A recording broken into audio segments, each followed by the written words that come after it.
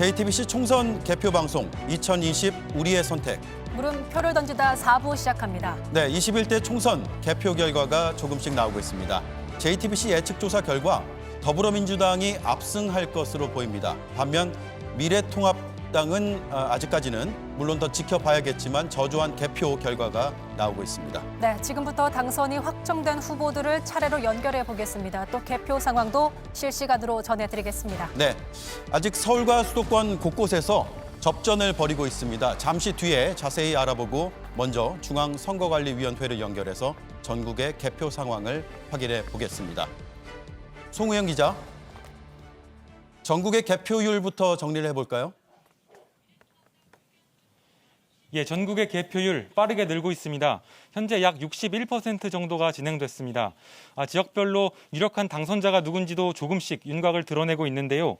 중앙선관위는 내일 오전 2시쯤, 그러니까 새벽 2시쯤이 되면 거의 모든 지역에서 유력한 당선자가 누군지 파악할 수 있을 걸로 전망하고 있습니다. 개표 작업 자체는 오전 4시가 돼야 끝날 걸로 보입니다. 비례대표 정당 투표에 대한 결과는 일일이 손으로 수개표를 하고 있어서요. 시간이 좀 더 걸립니다. 내일 오전 8시쯤이 돼야 끝날 걸로 보입니다. 코로나19 여파로 우려도 있었는데 투표율은 지난 선거보다 높게 기록되고 있죠? 네, 정확한 투표율은 개표가 모두 끝나는 내일 아침에야 나옵니다. 현재 전국의 잠정 투표율은 66.2%입니다. 4년 전 지난 선거가 58%였으니까요. 이번 선거가 8%포인트 정도 높습니다. 역대 다른 총선과 비교해봐도 높은 수치입니다. 1992년 총선 이후로 가장 높습니다. 선거 전에는 코로나19 여파로 투표율이 낮게 나온 것 아니냐 이런 전망도 있었습니다. 하지만 실제 나온 결과는 달랐습니다. 일부 전문가들은 코로나19 사태가 오히려 투표율을 높이는데 투표에 관심을 갖게 하는데 일조한 것 아니냐 이런 분석도 내놓고 있습니다. 투표율이 가장 높은 곳은 울산, 가장 낮은 지역은 충남 지역입니다. 지금까지 중앙선거관리위원회에서 JTBC 송우영입니다. 개표가 한창 진행 중이고 당선의 윤곽이 나온 곳이 적지 않습니다. 서울 영등포 개표소 연결해 보겠습니다. 백민경 기자, 개표 상황 어떻습니까? 네, 제가 있는 영등포 개표소에선 개표가 한창입니다. 앞선 중계 중엔 투표함을 열고 또 지역구 투표용지와 비례대표 투표용지를 분류하는 작업이 많았는데요. 지금은 그렇게 정리된 투표용지를 기계로 분류하는 작업도 함께 진행 중입니다. 특히 자동 개표기를 이용하면서 지역구 개표가 빠른 속도로 이어지고 있는데요. 제가 있는 영등포 개표소의 영등포을의 경우 개표율은 11시 15분을 기준으로 42% 정도입니다. 전국 개표율은 56% 수준입니다. 네, 비례대표 어떻습니까? 예상하기로는 시간이 상당히 걸릴 것 같은데요. 조금 전에 송우영 기자도 오전 8시쯤 윤곽이 나올 것으로 보인다고 했는데 현장에 어떻습니까? 네, 그렇습니다. 녹색의 긴 투표용지가 바로 비례대표 투표용지인데요. 개표가 시작된 지 제가 계속 지켜봤는데 여러 번 접힌 용지를 펴고 또 위아래를 맞추는데도 시간이 상당히 걸리고 있습니다. 이렇게 분류한 투표용지를 다시 손으로 일일이 분류하게 되고 또 육안으로 다시 검수를 하게 되는데 이곳 개표소의 경우 약 1시간 전부터 비례대표 개표를 시작했습니다. 개표를 진행하시는 분들도 비례대표 용지가 길어지면서 다소 확실히 분류하는 데 어려움이 있다라고도 말씀을 하고 계십니다. 실제로 비례대표 개표율은 전국적으로 10% 초반대에 머무르고 있습니다. 별다른 어려움은 없습니까? 개표하는데? 네, 자동 개표기가 잠깐 멈추는 자잘한 상황도 있긴 했었는데 큰 문제는 없었습니다. 다만 코로나19로 개표를 맡은 사무원들이 다소 지친 표정입니다. 마스크에 장갑은 물론 얼굴 보호대까지 착용을 하고 개표를 해야 되기 때문인데요. 이 때문인지 일부 사무원들은 마스크를 조금 내리고 또 얼굴 보호 장비를 벗고 개표하는 모습도 볼 수 있었습니다. 지금까지 영등포 개표소에서 JTBC 백민경입니다. 국민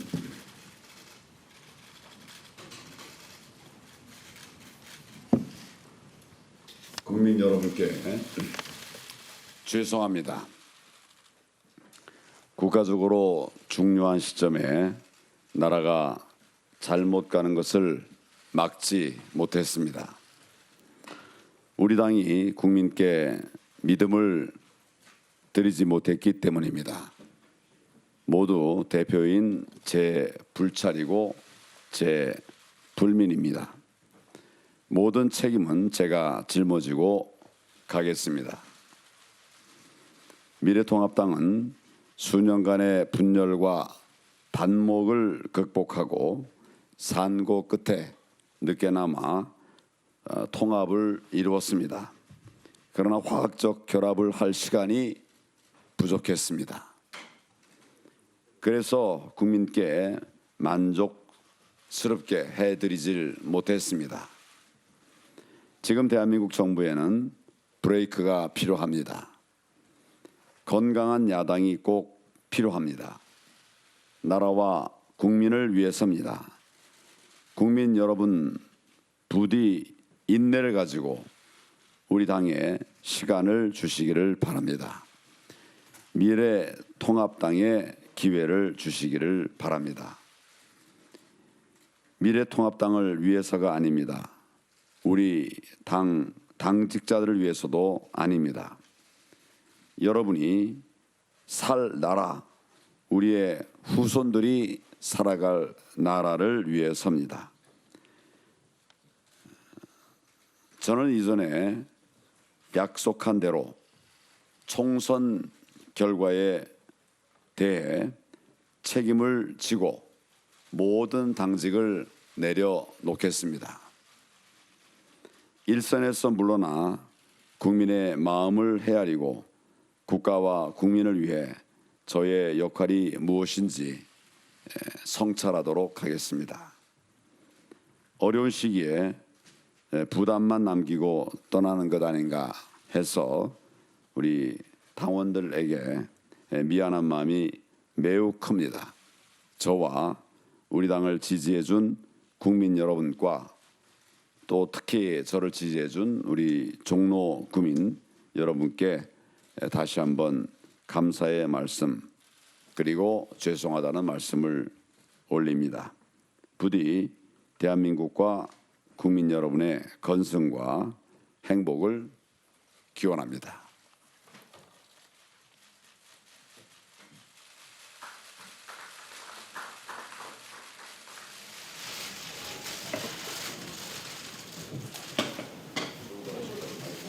네, 황교안 미래통합당 대표가 긴급 기자회견을 열었습니다. 국민 여러분께 죄송하다며 총선 결과에 대해서 먼저 사과를 했고요. 본인의 불찰이라는 언급을 했습니다. 모든 책임을 짊어지고 가겠다면서 당직을 내려놓겠다는 입장도 밝혔습니다. 당의 화학적 결합은 시간이 부족했다라는 언급도 있었고요. 본인의 역할이 뭔지 앞으로 성찰하겠다라는 점도 입장으로 내놨습니다. 네, 저희에게 시청자 여러분 뵐 시간이 2시간 정도 되는데요. 함께 이야기를 나눠주실 분들을 모셨습니다. 먼저 양지열 변호사가 제 우측에 나와 계십니다. 어서 오십시오. 네, 고현준 시사평론가 그리고 최재현 기자 나와 있습니다. 안녕하세요. 안녕하세요. 네, 먼저 최재원 기자가 조금 전 황교안 대표의 긴급 기자회견 내용을 다시 한번 정리를 해주시죠. 네, 내용을 보셨지만 일단 국민들에게 좀 선거 결과에 대해서 좀 사과를 했고 또 향후 자신의 거취에 대해서도 좀 언급을 했는데 주요 내용을 조금 정리를 해드리겠습니다. 우선 이 선거 결과에 대해서 국민들께 믿음을 못 드렸기 때문이다 라면서 모두 대표인 제 불찰이고 모든 책임은 제가 짊어지고 가겠다라고 네. 얘기를 했고요. 가장 중요한 부분은 모든 책임을 지고 당직을 내려놓고 일선에서 물러나겠다. 국가와 국민을 위해 역할을 성찰하겠다라고 얘기를 했는데 곧바로 대표직에서 사퇴하겠다는 뜻을 밝혔다고 볼 수 있습니다. 아직까지 선거 결과들이 집계가 되지 않은 지역구가 있긴 있습니다만 전반적인 추이로는 통합당이 이번 선거에서 좀 패했다는 네. 것을 좀 자인을 하면서 본인이 당 대표로서 이 책임을 지고 대표직에서 물러나겠다라고 네. 거취에 대해서 본인의 입장을 밝힌 것으로 정리할 수 있습니다. 네. 황교안 대표가 총선 전에도 그러니까 오늘 선거 전에도 선거 결과에 대해서 책임을 지겠다 이런 언급을 한 적이 있습니까? 그렇습니다. 본인이 지금 발표문에도 담긴 내용이긴 했었지만 이전에 약속한 대로 총선 결과에 대해서 본인이 책임을 지고 모든 당직을 내려놓겠다라고 네. 직접 얘기하기도 했습니다. 네. 결국은 이번 총선 결과가 아직 확정적으로 다 나오진 않았습니다만 여러 예측 결과와 지금 개표 상황을 보면 미래통합당이 상당히 저조한 것으로 나오지 않습니까? 네, 그렇습니다. 그러니까 사실 지금 이제 대통령 임기가 2년 남은 상황에서는 대개의 경우에 선거에 있어서는 이른바 정권 심판론이라는 게 작동을 하기 마련인데 사실 그런 어떤 최근에 했던 우리 상황이라고 할까 코로나19로 대표되는 부분도 있고 또 그동안에 현 정부가 추진해왔던 뭐 검찰 개혁이라든가 이런 개혁 작업들의 연장선상에 있지 않습니까? 네. 그것에 대해서 야당에서는 굉장히 비판적인 목소리가 나왔지만 국민들이 봤었을 때는 그 개혁 작업이라든가 또 혹은 또 코로나19의 방역 작업 같은 것들이 잘 이루어지고 있다라는 판단을 더 많은 국민들이 했다고 봐야겠죠. 그렇기 때문에 야당이 비판하는 목소리가 제대로 먹히지가 않았고 네. 오히려 지금의 정부의 그리고 문재인 정권의 남은 2년에 힘을 실어주는 쪽으로 더 많은 국민들이 선택을 한 것으로 보인다. 이게 이제 큰 그림에서 봤을 때 이번 총선의 결과가 물론 말씀하신 것처럼 아직 이제 모든 게 확정되지는 않았습니다만 지금까지 드러난 윤곽으로 봐서는 그렇게 봐야 될 것으로 보입니다. 네, 조금 전 황교안 대표가 기자회견을 통해서 모든 책임은 본인이 짊어지고 가겠다고 밝히는 조금 전에 장면을 여러분들이 보고 계십니다. 네, 고현준 평론가 어떻게 보셨습니까? 일단 뭐 말씀하신 것처럼 그 코로나19로 대변되는 총선 이 캠페인 기간도 계속해서 방역에 대한 기간이었고 사회적 거리 두기에 대한 기간이었습니다. 이 부분에 대해서 뭐 이 국민들 대부분의 평가도 우호적인 부분이 많은 것 같고요. 특히나 이제 외부에서 외신이라든지 이런 곳에서도 호의적인 평가가 나오면서 무엇보다 이제 국민의 안전과 생명을 지키는 이 정부의 어떤 행정력에 그 신뢰를 보인 것이 여권에 유리하게 작용한 것으로 보이고요.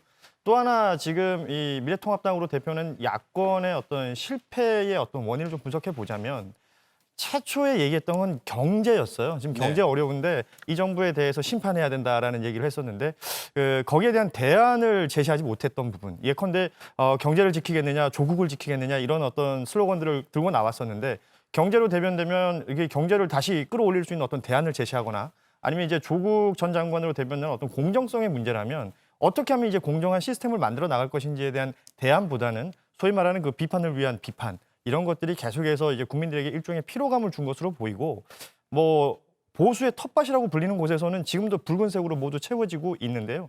그 외에 어떤 충청, 강원, 수도권에서 그 목소리나 이런 것들이 제대로 전달이 안 된 것으로 보이고 또 시민들의 어떤 선택을 받지 못한 것으로 보입니다. 네. 자, 일단 오늘 뭐 여러 가지 뭐 기록들이 나오고 있습니다. 일단 1992년 이후에 가장 높은 투표율이 나왔죠. 네, 사전 투표율도 높았었지만 결과적으로 이 총 투표율도 지금 잠정 투표율이 집계된 것이 66.2%거든요. 말씀하신 것처럼 28년 만에 가장 높은 수치입니다. 또 2000년대 들어서 치러진 국회의원 선거 중에서도 가장 높은 수치였는데 사실은 이번 선거를 앞두고서 이 코로나19 사태 때문에 이 전체적인 투표율이 좀 낮아지지 않을까 이런 우려가 있었고 사전 투표율이 높게 나왔을 때도 이게 단순히 이 코로나에 대한 우려 때문에 좀 분산 효과가 일어난 게 아니냐, 전체 투표율은 막상 낮아질 수도 있다라는 관측이 있었는데 오히려 뭐 좀 결과론적인 해석일 수도 있습니다만 이 코로나라는 위기 상황이 오히려 국민들을 좀 더 투표적으로 이끌어내는 요인이 됐다라고 해석이 가능할 것 같습니다. 지금 이 시간에도 수도권 중심으로 해서 격전지가 아직 개표가 한창 진행되고 있습니다. 네. 한번 알아봐야겠죠? 네, 선거 상황실 나와주시죠. 네, JTBC 선거 상황실입니다. 네, 12시가 가까워지면서 당선자 윤곽 그리고 판세에 대한 윤곽도 하나하나 드러나고 있습니다. 자세하게 전해드리겠습니다.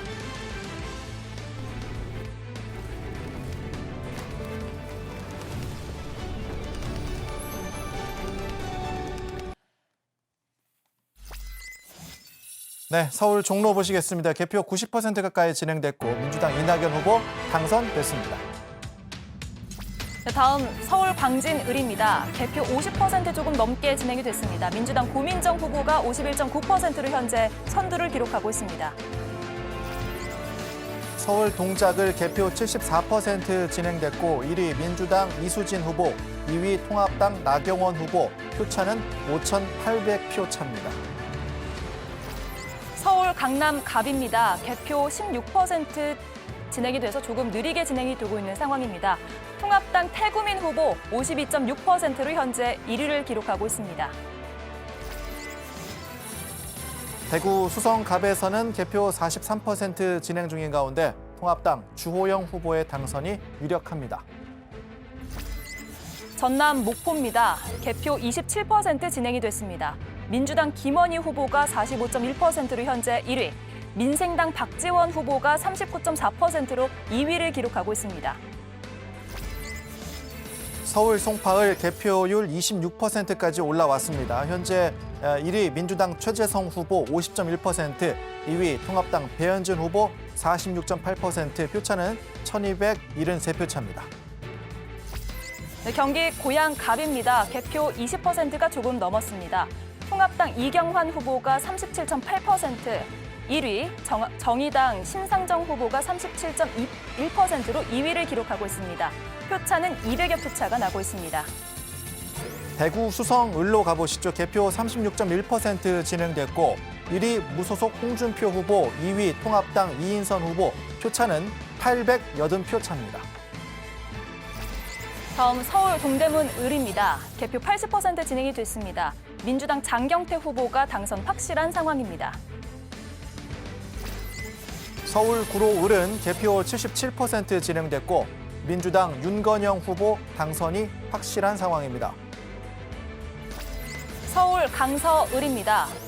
민주당 진성준 후보가 당선 유력한 상황입니다.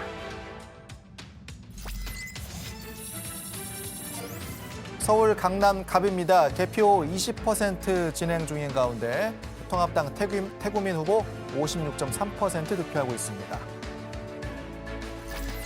네, 부산진 갑입니다. 개표 60% 진행됐습니다. 통합당 서병수 후보가 48.5%로 현재 1위를 기록하고 있습니다. 부산 사상은 개표 30%, 통합당의 장제원 후보의 당선이 유력한 상황입니다. 강원 원주 갑입니다. 개표 80% 진행됐습니다.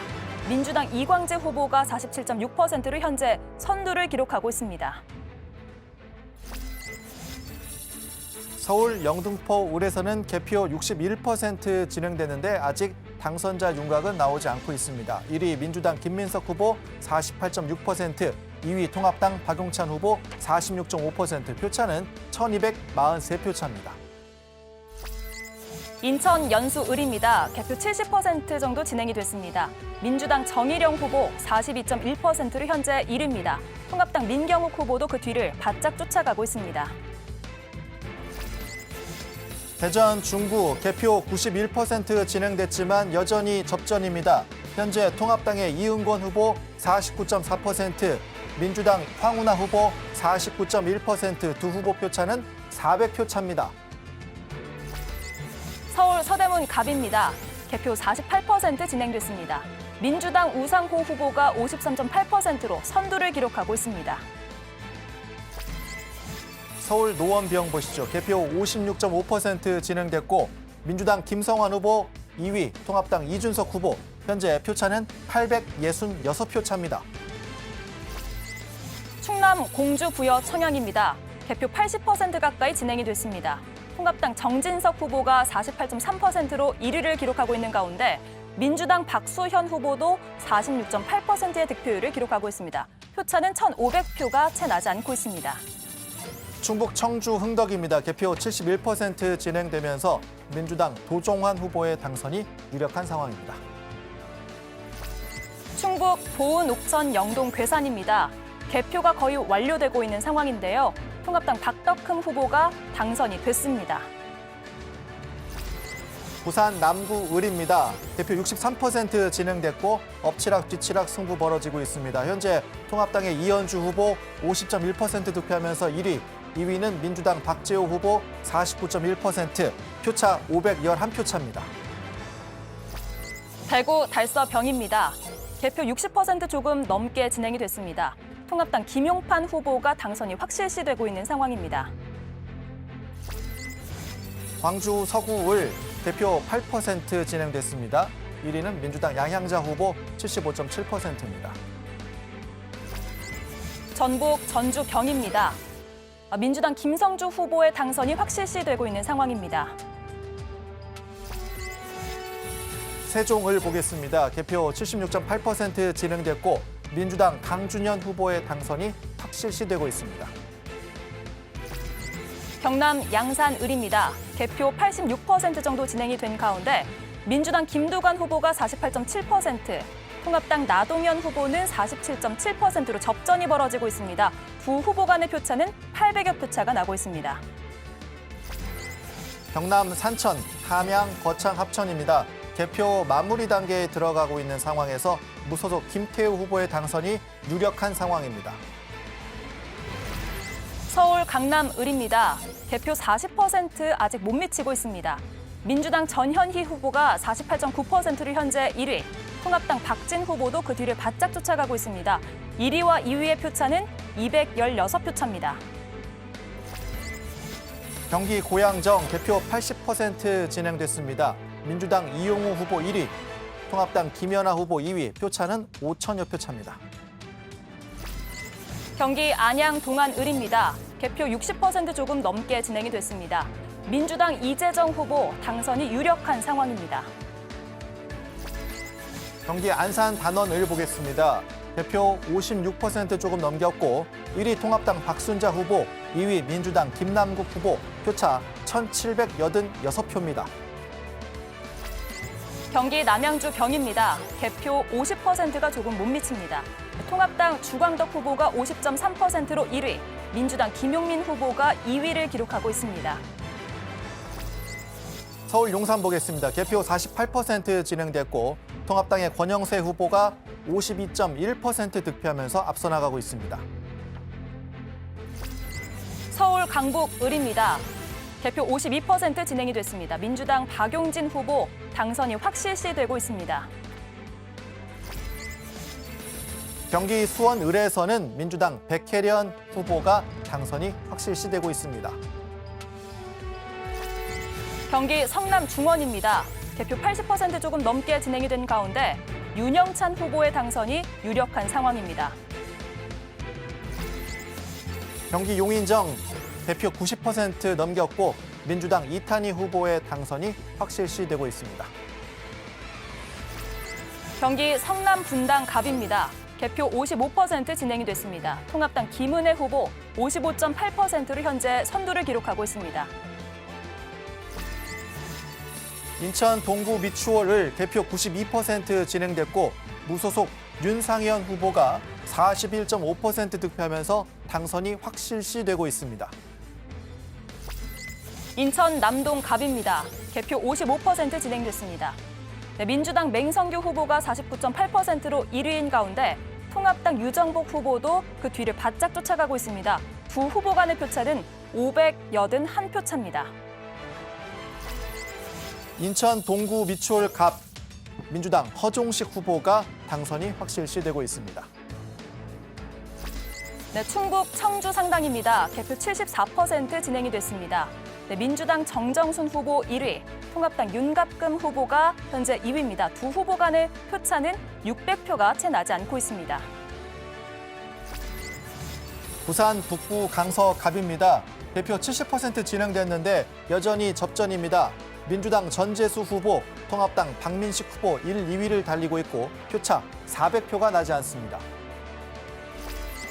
네, 부산 해운대 갑입니다. 개표 50% 조금 못 미치게 진행이 됐는데 통합당 하태경 후보가 당선 확실시되고 있는 상황입니다.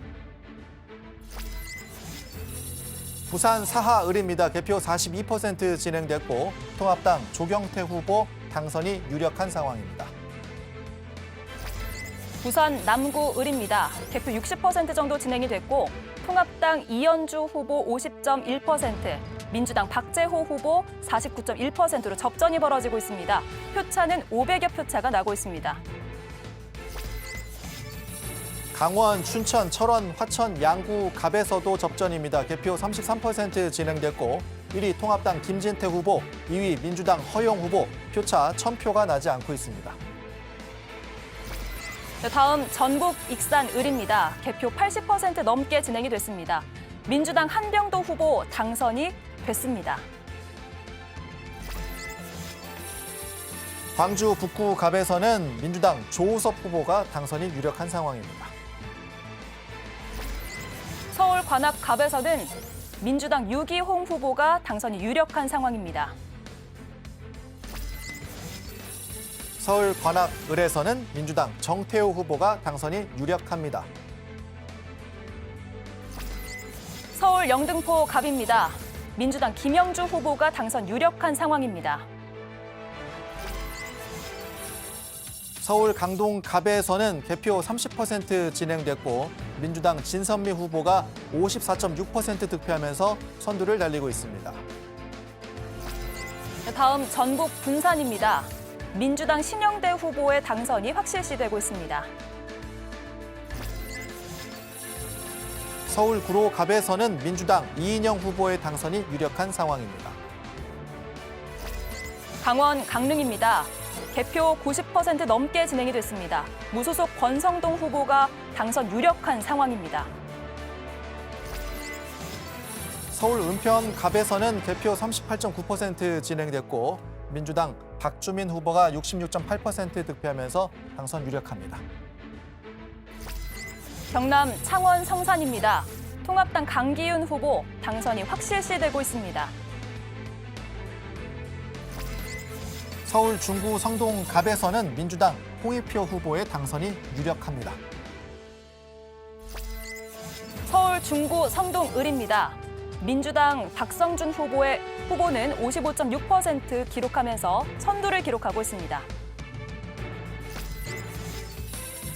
서울 송파병원 개표 38.8% 진행됐고 1위 민주당 남인순 후보 54.2% 득표하고 있습니다. 네, 지금까지 선거 상황실에서 전해드렸습니다.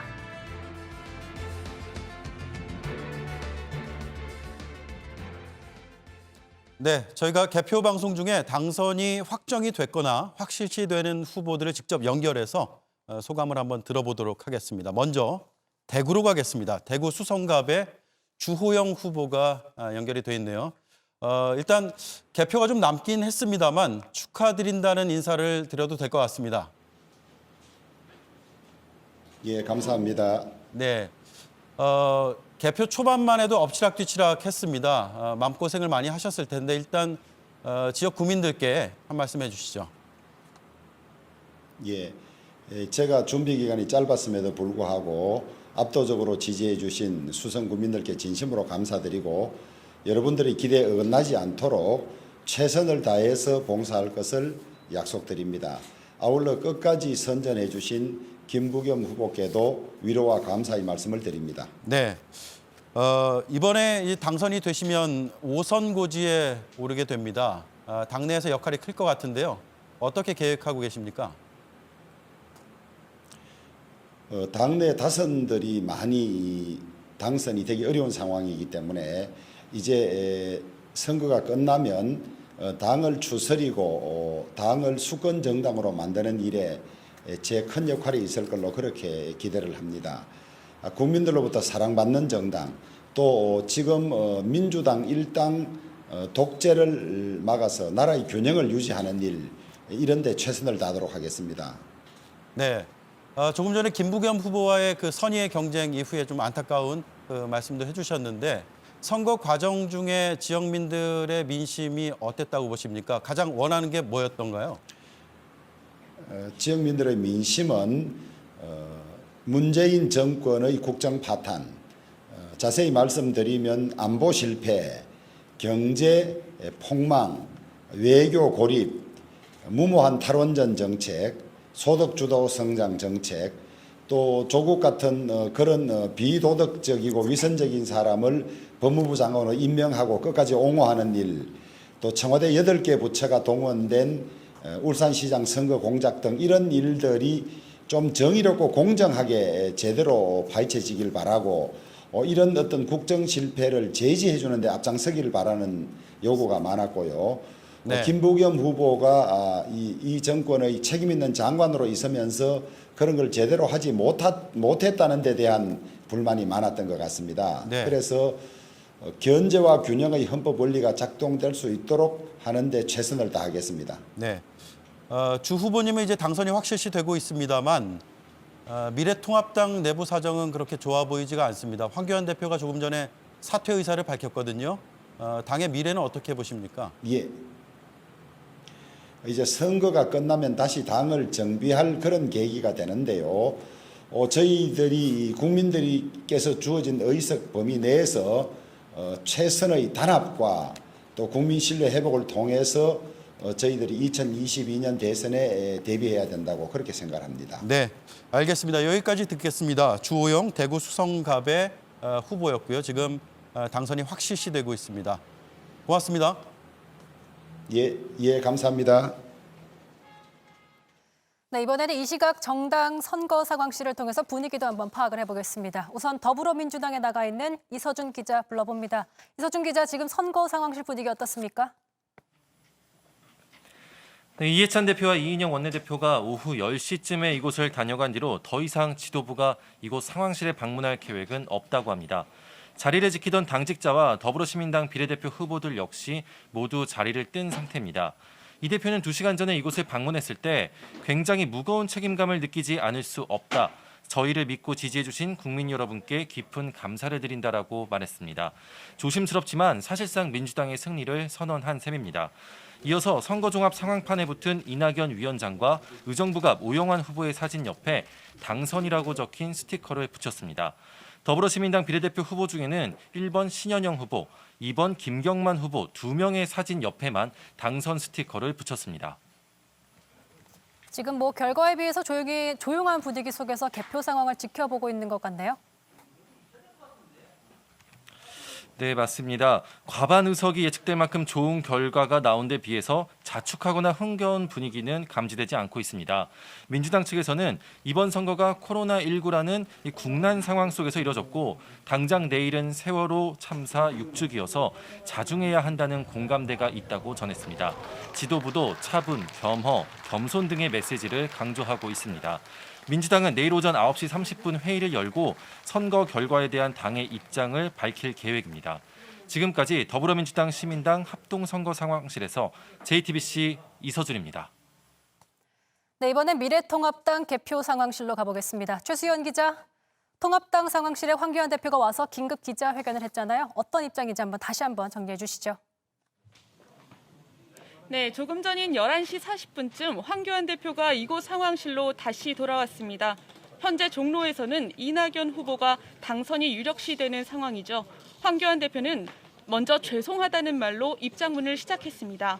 나라가 잘못 가는 것을 막지 못했다면서 모두 대표인 자신의 불찰이라고 말했습니다. 향후 거취에 대해서도 언급을 했는데요. 모든 당직을 내려놓고 일선에서 물러나겠다고 말했습니다. 또 자신의 역할이 무엇인지 성찰을 하겠다면서 어려운 시기에 떠나서 미안하다고도 덧붙였습니다.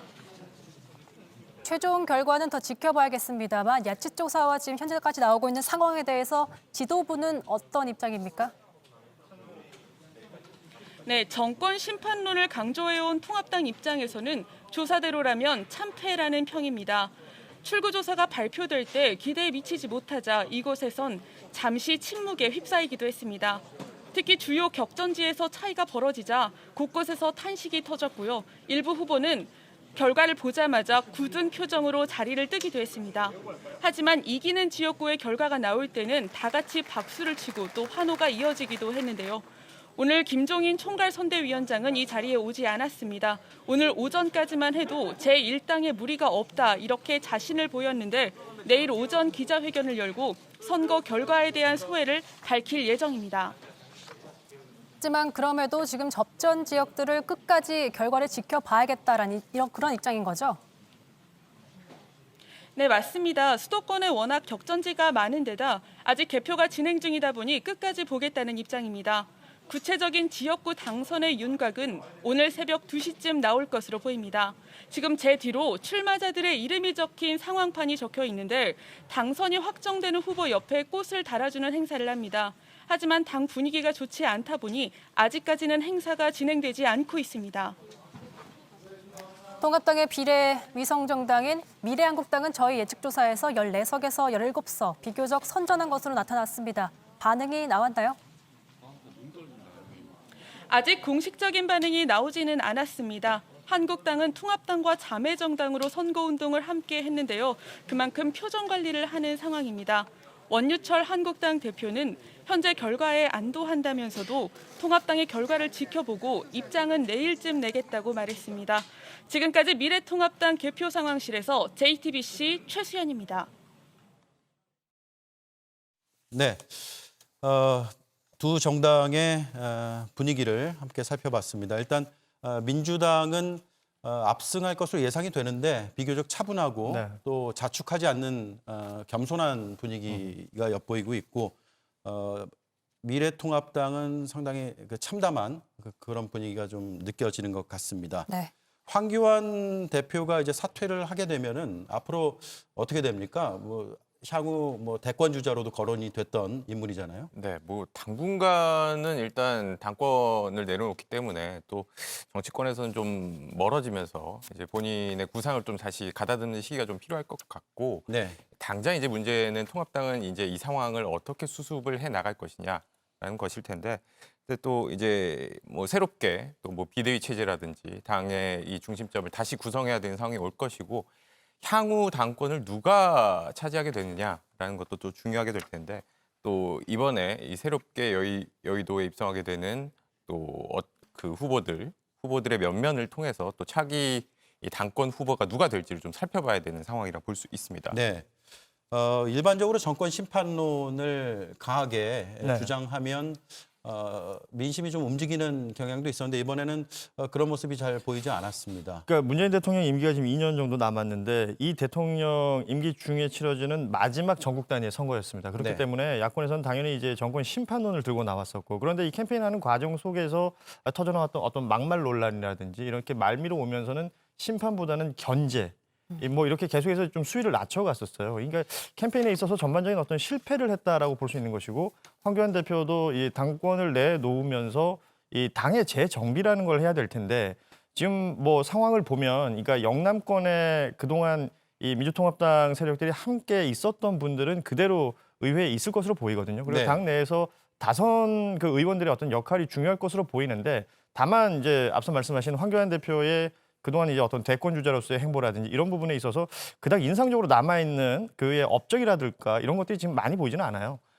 대단히 좀 극적인 이벤트가 있지 않는 한 다시 정계를 복귀해서 대선 주자로까지 올라가는 데는 시간이 분명히 필요할 것으로 보입니다. 네. 특히 지금 종로에서 표 차이가 상당히 많이 났잖아요. 컸죠. 예. 마지막에 사실은 40%까지 끌어올리는 이런 부분들에 대해서 좀 우호적으로 평가하는 부분들도 있는 것 같은데, 글쎄요, 이 종로를 정치 1번지라고 부르는 이유 자체가 그 상징성이거든요. 어찌됐건 이낙연이라는 본인에게는 후임 국무총리가 될 수도 있는 거고, 또 여권의 아주 유력한 대선 주자에게 결과적으로 큰 표차로 패배한 것이기 때문에 이 데미지는 당분간은 계속 이어질 것으로 보입니다. 네. 네, 양지열 변호사. 또 이번 선거가 거대 양당 대결 구도로 치러진 것도 민주당의 승리에 한몫을 하지 않았습니까?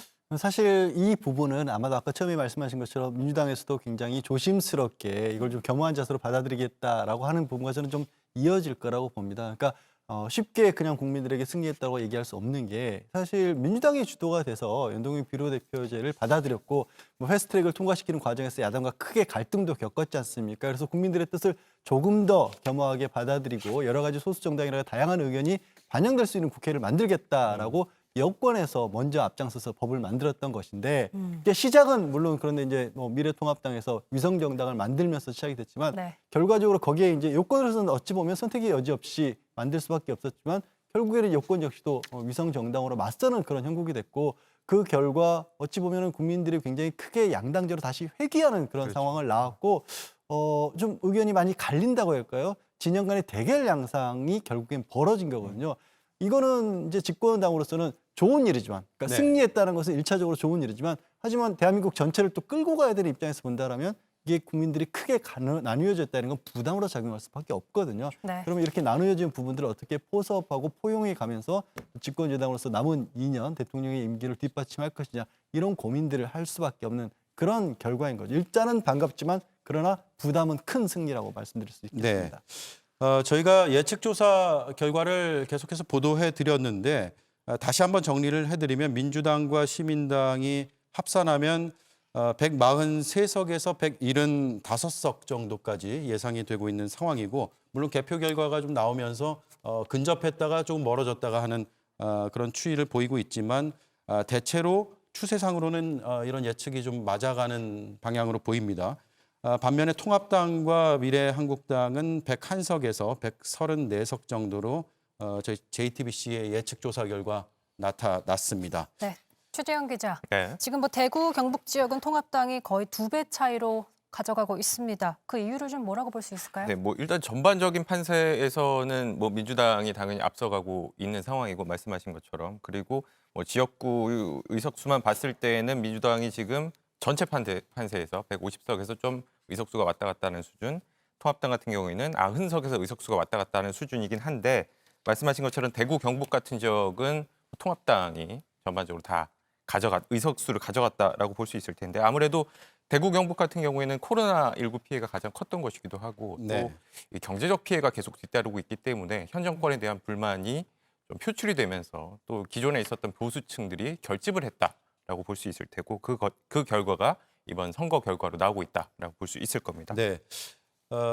이번에 준연동형 비례대표제가 도입이 됐는데 이게 사실 처음 취지는 소수 정당의 그 사표를 방지하자라는 취지도 있었잖아요. 그런데 이제 거대 양당의 표가 좀 집중되는 그런 추세가 나타나고 있습니다. 네, 그렇죠. 그러니까 일차 말씀드린 것처럼 미래통합당에서 미래한국당을 만들었죠. 그래서 사실상 이 부분에 있어서는 좀 뭐 이게 이렇게 가야 되느냐 굉장히 비판이 많았지 않습니까? 네. 누가 봐도 명백하게 그냥 같은 당인데 그냥 형식을 갖춰서 따로 비례정당을 만들어 놓는 바람에 요거는 주도해서 창당을 하진 않았지만 뭐 더불어시민당이라는 이른바 플랫폼 정당을 통해서 새로운 당이 만들어졌고 거기에 참여하는 형태로 해서 독자적인 비례대표를 안 냈단 말이에요. 그렇게 양쪽으로 나눠지다 보니까 뭐 범진보 내지는 범뭐 보수 이쪽 진영에서 입장에서 봤었을 때는 선택의 여지를 어찌 보면 빼앗긴 셈이죠. 그쪽이 아니라 다른 쪽을 선택을 했었을 경우에는 자신이 그래도 성향이 가깝다고 생각하는 쪽에 아예 사표가 될 수도 있고, 그쪽이 어찌 보면은 이제 그 권력으로서 정치적으로서의 정치력을 잃어버릴 수 있다는 생각을 안 할 수가 없었기 때문에 결국 선택의 폭을 확 줄여버린 그 결과가 됐고, 이전보다도 말씀드린 것처럼 오히려 제3당이라고 할 만한 존재조차도 남지 않는 결과가 됐습니다. 그러니까 우리가 뭐 미국처럼 명백한 양당 체제로 갈 것이냐, 아니면 지금 원래 계획했던 것처럼 비례정당들에서 다양한 의견들에 들어간 국회로 갈 것이냐는 사실 국민들의 어떻게 보면 판단이 있어야 되는데, 이번 경우에는 국민들의 비례대표제를 통하는 제도를 통해서 국민들이 양당을 선택한 게 아니라 이게 선거제도가 엉뚱하게 변질되면서 네. 불가피하게 국민들의 선택이 양당제로 가버린 그런 측면이 분명히 있거든요. 그런 부분을 앞으로 국회가 어떻게 극복해내야 할 것이 이번 선거의 큰 과제로 남은 겁니다. 한 가지만 덧붙여드리면, 그래서 이제 21대 국회가 문을 열게 되면 선거법을 다시 개정하는 작업이 이루어지지 않을까 하는 관측이 나오고 있는 겁니다. 사실은 지난해 말에 처리됐던 선거법의 도입 취지 자체는 이 다당제가 만들어질 수 있는 환경을 제도적으로 구축해보자라는 것이었고, 군소정당들이 조금 더 수월하게 또 국민 민의를 반영할 수 있는, 표심을 반영할 수 있는 구조를 만들어서 군소정당들이 여의도 의회로 진출하기를 좀 더 수월하게 만들어주자는 게 취지였는데, 결과적으로는 두 거대 양당이 이 비례용 위성정당을 등장을 시키면서 그 취지가 무색해진 상황이었고, 그래서 21대 국회에서는 이 선거법에 대한 재개정이 이루어질 것이다라는 관측이 나오고 있는 상황입니다. 네. 네, 자정이 넘은 이 시간에도 계속 개표가 진행되고 있습니다. 저희가 잠시 뒤에 개표 상황을 다시 한번 정리해 드리고요. 60초 뒤에 뵙겠습니다.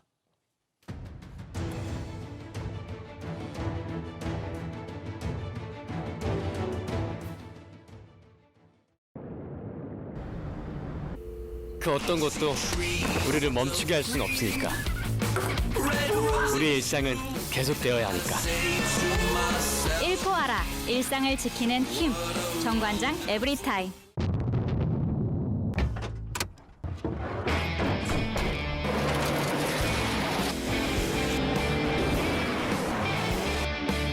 The real American pickup truck.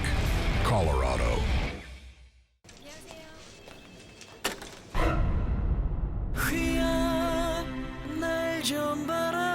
UVC LED로 칫솔 속 유해 세균을 청결하게.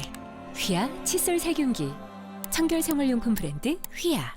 센트룸은 몸 깊은 곳에서부터 균형 잡힌 영양을 설계합니다. 어제보다 나은 나도, 소중한 일상도. 시작은 당신의 몸이니까.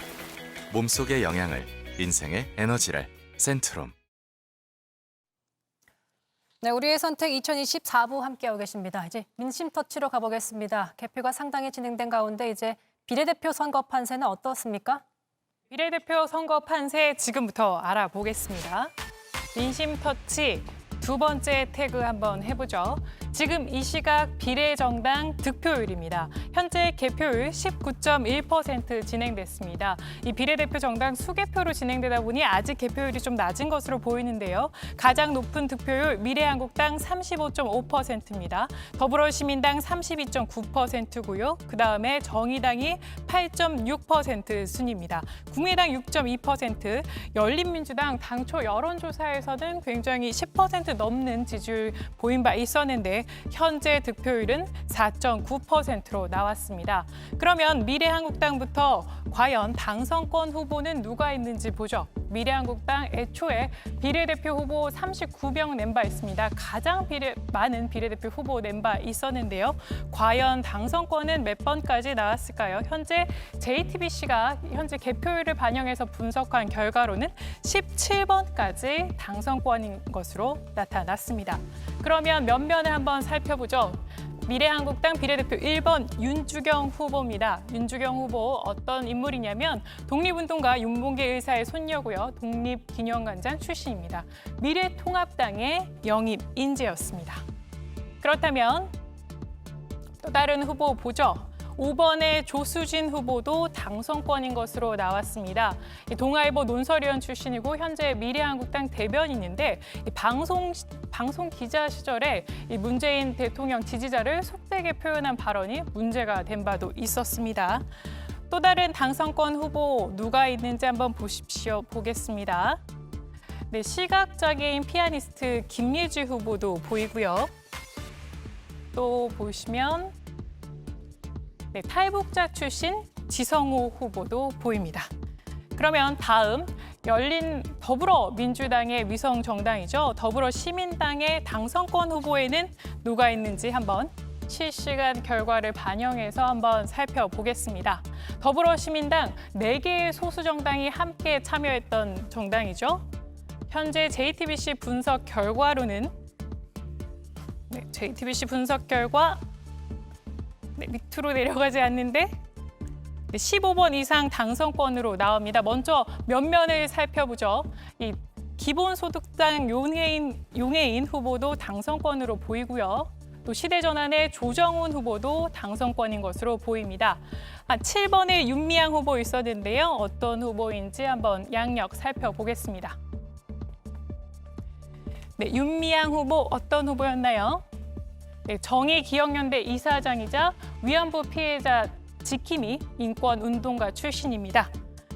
또 지금 화면에서 보시면 14번 후보, 잘 내려가지 않는데 14번 후보 김홍걸 후보가 있습니다. 김대중 전 대통령의 삼남이자 민화협 대표 상임이장이었습니다. 그러면 더불어시민당 나가서 다음 득표율 보인 정당 한번 살펴보죠. 네, 정의당 8.6% 나왔습니다. 애당초 위성정당이 나오지 않았다면 이번 선거법 개정으로 가장 큰 수혜를 볼 것으로 예상됐던 정의당이죠. 현재 비례대표 후보 대한항공 갑질 피해자 박찬지 후보 낸 바 있고요. 또 이주민 인권운동가 이자스민 후보도 정의당의 비례대표 후보로 나왔었는데 현재 JTBC 분석 결과는 5번 이은주 후보까지 당선권으로 나왔습니다. 그러면 면면 살펴보죠. 1번 유호정 후보 살펴보겠습니다. 유호정 후보 인터넷 게임 진행자로도 알려져 있는데요. 한번 다시 클릭해서 들어가 보죠. 네, 인터넷 게임 VJ 출신으로 알려져 있는데 대리 게임 논란이 있었습니다. 그리고 노동운동가로도 알려져 있습니다. 네, 다른 비례대표 한번 보시겠습니다. 다음 정당 득표를 기록한 국민의당 보시죠. 안철수 대표가 이끄는 국민의당입니다. 이번에 지역구에서는 후보를 내지 않았는데요. 과연 당선권 몇 번까지 있을까요? 3번까지 현재 당선인 것으로 JTBC 분석 결과 나왔습니다. 최연숙 후보, 특히 안철수 대표와 같이 대구에서 코로나19 현장을 지킨 간호사이기도 합니다. 다음 열린민주당 보죠. 4.9% 득표한 걸로 나왔는데 실제로 이 민주당 계열의 비례정당인데 막판에 더불어민주당에서 우리와는 전혀 상관없는 당이다 이렇게 선긋기한 바 있습니다. 열린민주당 당초 한 7번, 8번까지는 당선될 거다 이렇게 목표 제시한 바 있는데 현재 JTBC 분석 결과는 3번까지 당선 유력한 걸로 나왔습니다. 2번 받은 최강욱 후보 당선권으로 아직 분석됐는데 어떤 후보인지 한번 살펴보시죠. 다시 한번 클릭해서 보겠습니다. 청와대 비서관 출신이고 군 검찰 출신입니다. 네, 그리고 마지막으로 민생당 보겠습니다. 민생당 아까 득표율 3.1%로 나왔는데요. 3%가 넘었으니까 한 명 정도가 당선권일 것으로 예상이 되는데 JTBC 분석 결과 2번까지 이내훈 후보까지 당선 유력한 걸로 나왔습니다. 이 정혜선 후보도 보건 전문가로 알려져 있습니다. 코로나19를 앞두고 총선이 펼쳐지다 보니까 각 당이 보건 전문가를 많이 후보로 낸 바 있습니다.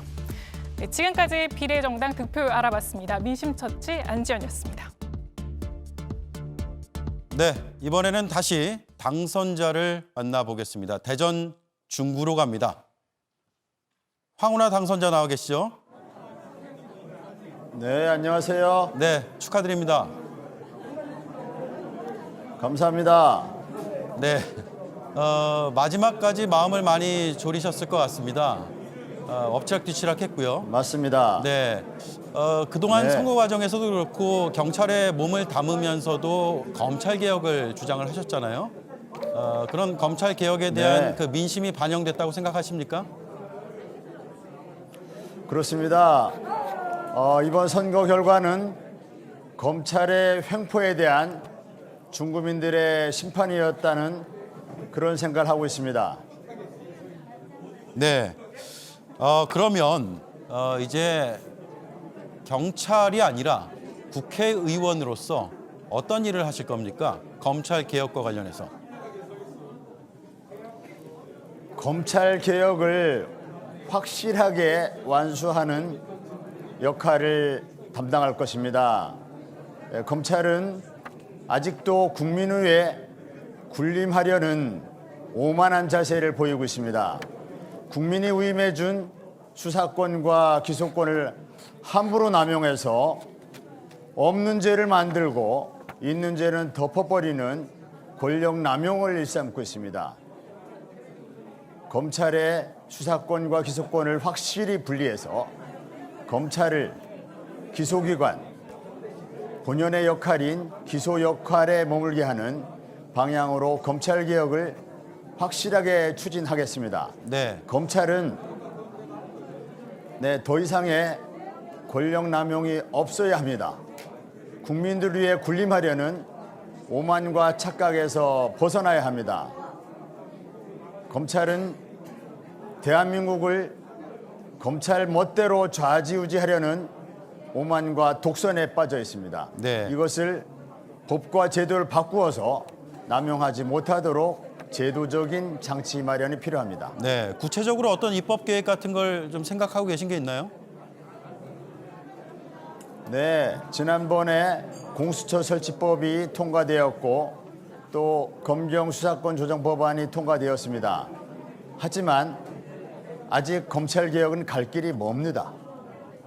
네, 조금 전에 말씀드린 것처럼 수사권과 기소권을 분리하는 형사소송법 개정이 이루어져야 하고요.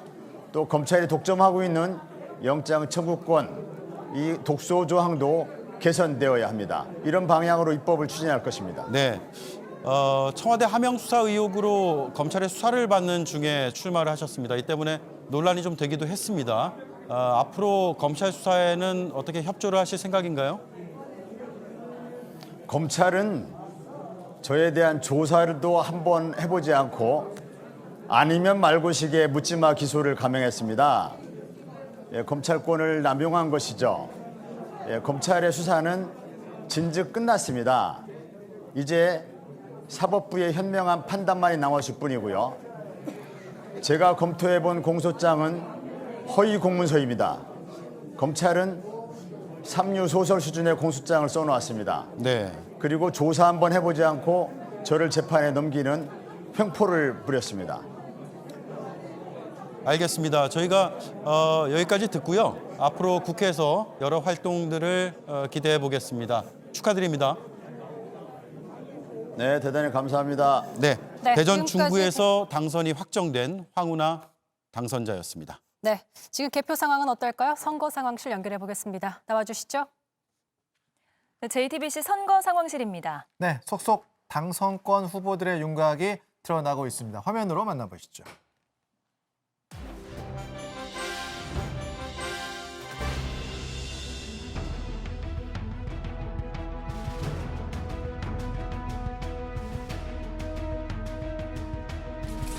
네, 서울 현재 1위 후보들 보여드리겠습니다. 종로에서는 민주당 이낙연 후보 당선됐습니다. 중구 성동갑에서는 민주당 홍익표 후보 당선이 유력합니다. 중구 성동을에서는 민주당 박성준 후보가 1위, 용산에서는 통합당 권영세 후보가 1위입니다. 네, 광진갑입니다. 민주당 전혜숙 후보가 당선이 유력한 상황입니다. 광진을 민주당 고민정 후보가 선두, 동대문갑 민주당 안규백 후보가 당선이 확실시되고 있습니다. 동대문을에서는 장경태 후보가 당선이 확실한 상황입니다. 서울 현재 1위 후보들입니다. 중랑갑 민주당 서영교 후보 당선됐습니다. 중랑을 민주당 박홍근 후보 당선 확실시됩니다. 성북갑 민주당 김영배 후보 당선 확실시됩니다. 성북을 민주당 기동민 후보 당선이 유력합니다.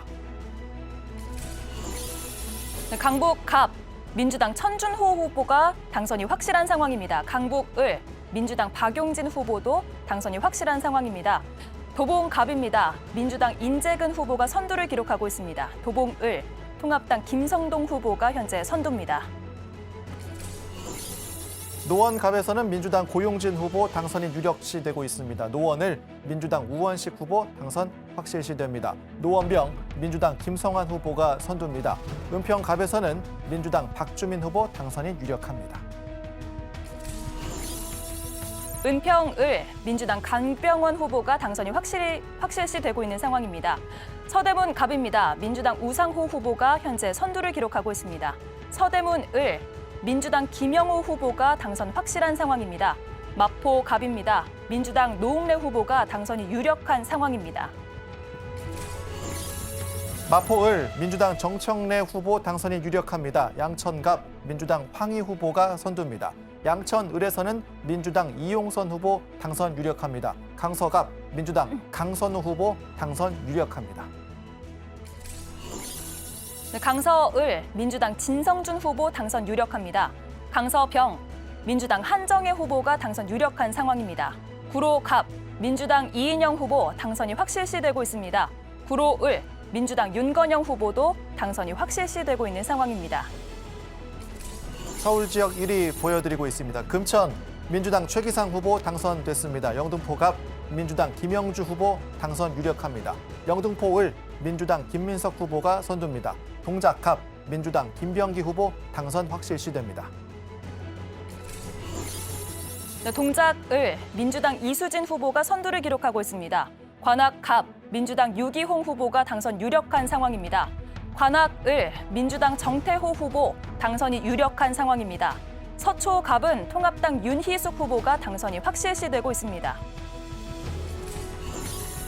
서초을에서는 통합당 박성중 후보 당선 확실시됩니다. 강남갑에서는 통합당 태구민 후보 앞서가고 있습니다. 강남을 통합당 박진 후보가 앞서갑니다. 강남병에서는 통합당 유경준 후보 당선이 유력합니다.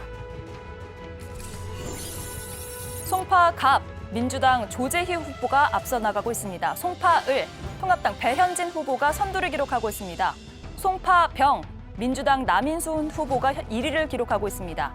강동갑 민주당 진선미 후보가 앞서 나가고 있습니다. 서울 마지막으로 강동을에서는 민주당 이해식 후보가 선두입니다. 네, 경기로 가볼까요? 수원갑입니다. 민주당 김승원 후보가 당선이 확실시되고 있습니다. 수원을입니다. 민주당 백혜련 후보도 당선이 확실시되고 있습니다. 수원병 민주당 김영진 후보 당선됐습니다. 수원정 민주당 박광훈 후보도 당선이 됐습니다. 수원무 민주당 김진표 후보 당선 유력. 성남수정 민주당 김태년 후보 당선됐습니다. 성남중원 민주당 윤영찬 후보 당선. 성남 분당갑은 통합당 김은혜 후보가 선두입니다. 성남 분당 을입니다. 통합당 김민수 후보가 선두를 기록하고 있습니다. 의정부 갑 민주당 오영환 후보가 당선 유력한 상황입니다. 의정부 을 민주당 김민철 후보가 당선이 유력한 상황. 안양 만안입니다. 민주당 강득구 후보가 선두를 기록하고 있습니다. 안양 동안갑 민주당 민병덕 후보 당선, 안양 동안을 민주당 이재정 후보 당선 유력, 부천갑 민주당 김경혁 후보 당선, 부천을 민주당 서른 후보 유력입니다.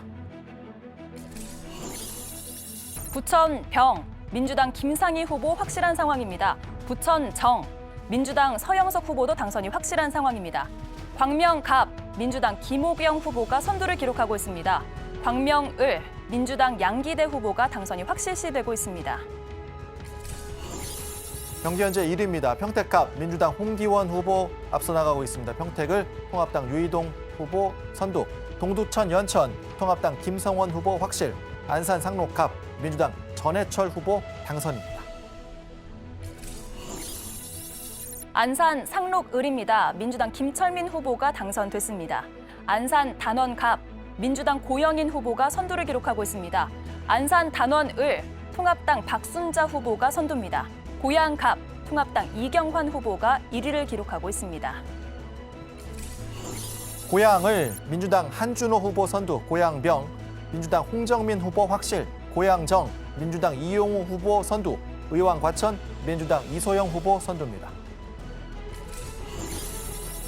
네, 구리는 민주당 윤호중 후보가 당선이 확실한 상황입니다.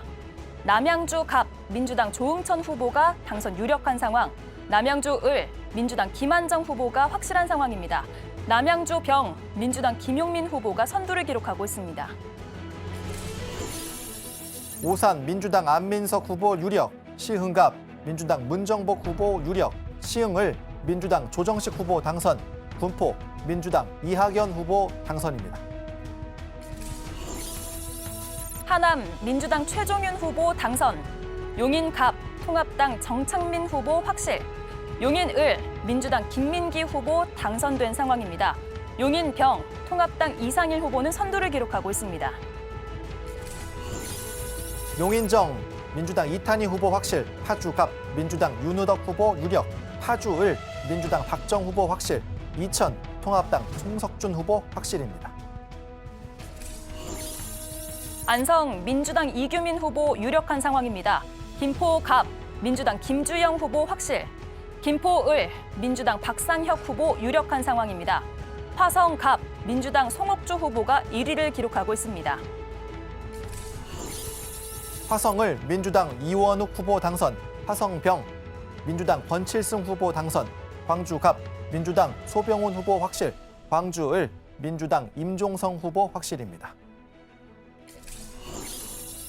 양주 민주당 정성호 후보 당선됐습니다. 포천 가평 통합당 최춘식 후보 확실한 상황입니다. 여주 양평 통합당 김선교 후보 유력한 상황입니다.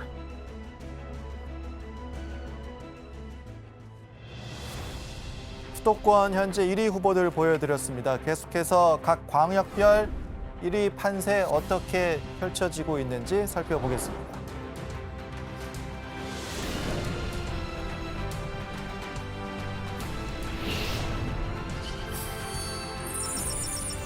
먼저 서울입니다. 전체 49석 걸려 있습니다. 민주당 후보들이 41곳, 통합당 후보들이 8곳에서 현재 선두입니다.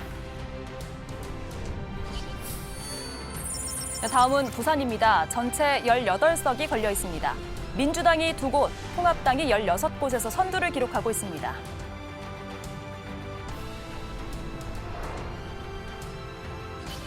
대구로 가겠습니다. 대구 전체 12석 걸려 있고 통합당 11곳, 무소속 후보 1곳에서 앞서가고 있습니다.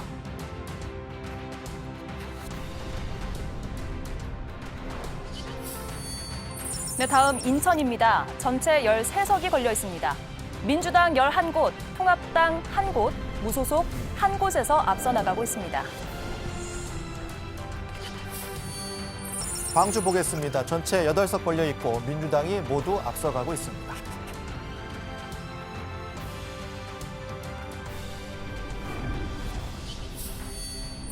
네, 다음 대전입니다. 전체 7석이 걸려 있고 민주당이 7곳 모두에서 앞서 나가고 있습니다.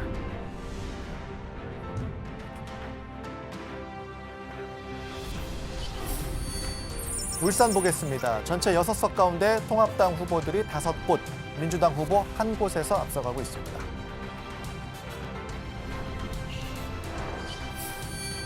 네, 다음은 세종입니다. 전체 2석이 걸려 있습니다. 민주당이 2곳 모두 앞서가고 있는 상황입니다.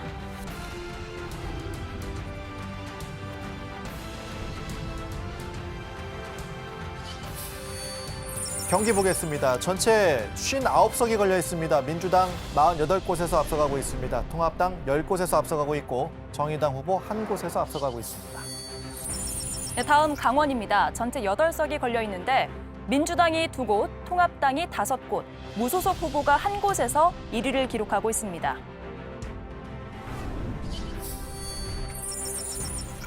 충북입니다. 전체 8석 걸려 있습니다. 민주당 5곳, 통합당 3곳에서 현재 선두입니다.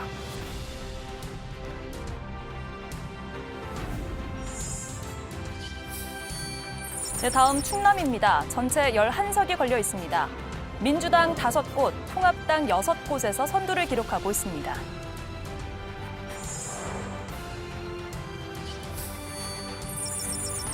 전북입니다. 전체 10석 걸려 있고 민주당 후보 9곳, 무소속 후보 1곳에서 앞서가고 있습니다.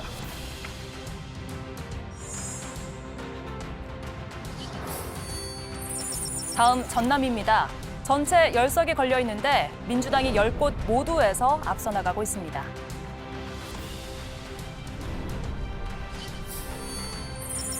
경북입니다. 전체 13석 걸려 있고 통합당이 모두 앞서가고 있습니다.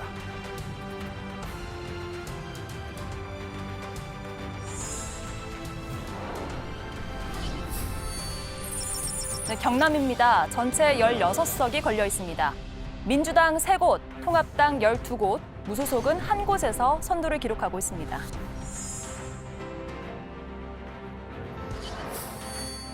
제주 보겠습니다. 3석 걸려 있고 민주당 후보들 3곳에서 모두 앞서가고 있습니다.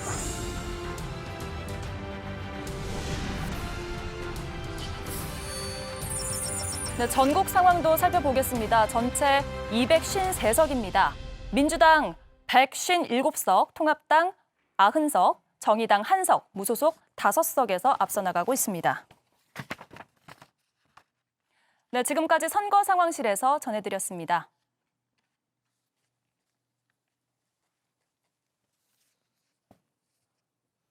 네, 이 시각 개표 상황 정리해봤습니다. 일단 전국적으로 보면 157곳에서 더불어민주당이 앞서거나 확정이 됐거나 이런 상황이고요. 90곳에서 미래통합당이 앞서고 있는 상황입니다. 일단 뭐 서울 수도권에서 아직까지 치열한 곳이 있어요. 그 중에서도 이번 그 총선에서 가장 격전지 또 가장 관심을 많이 받은 곳이라고 꼽히는 광진을이 있습니다.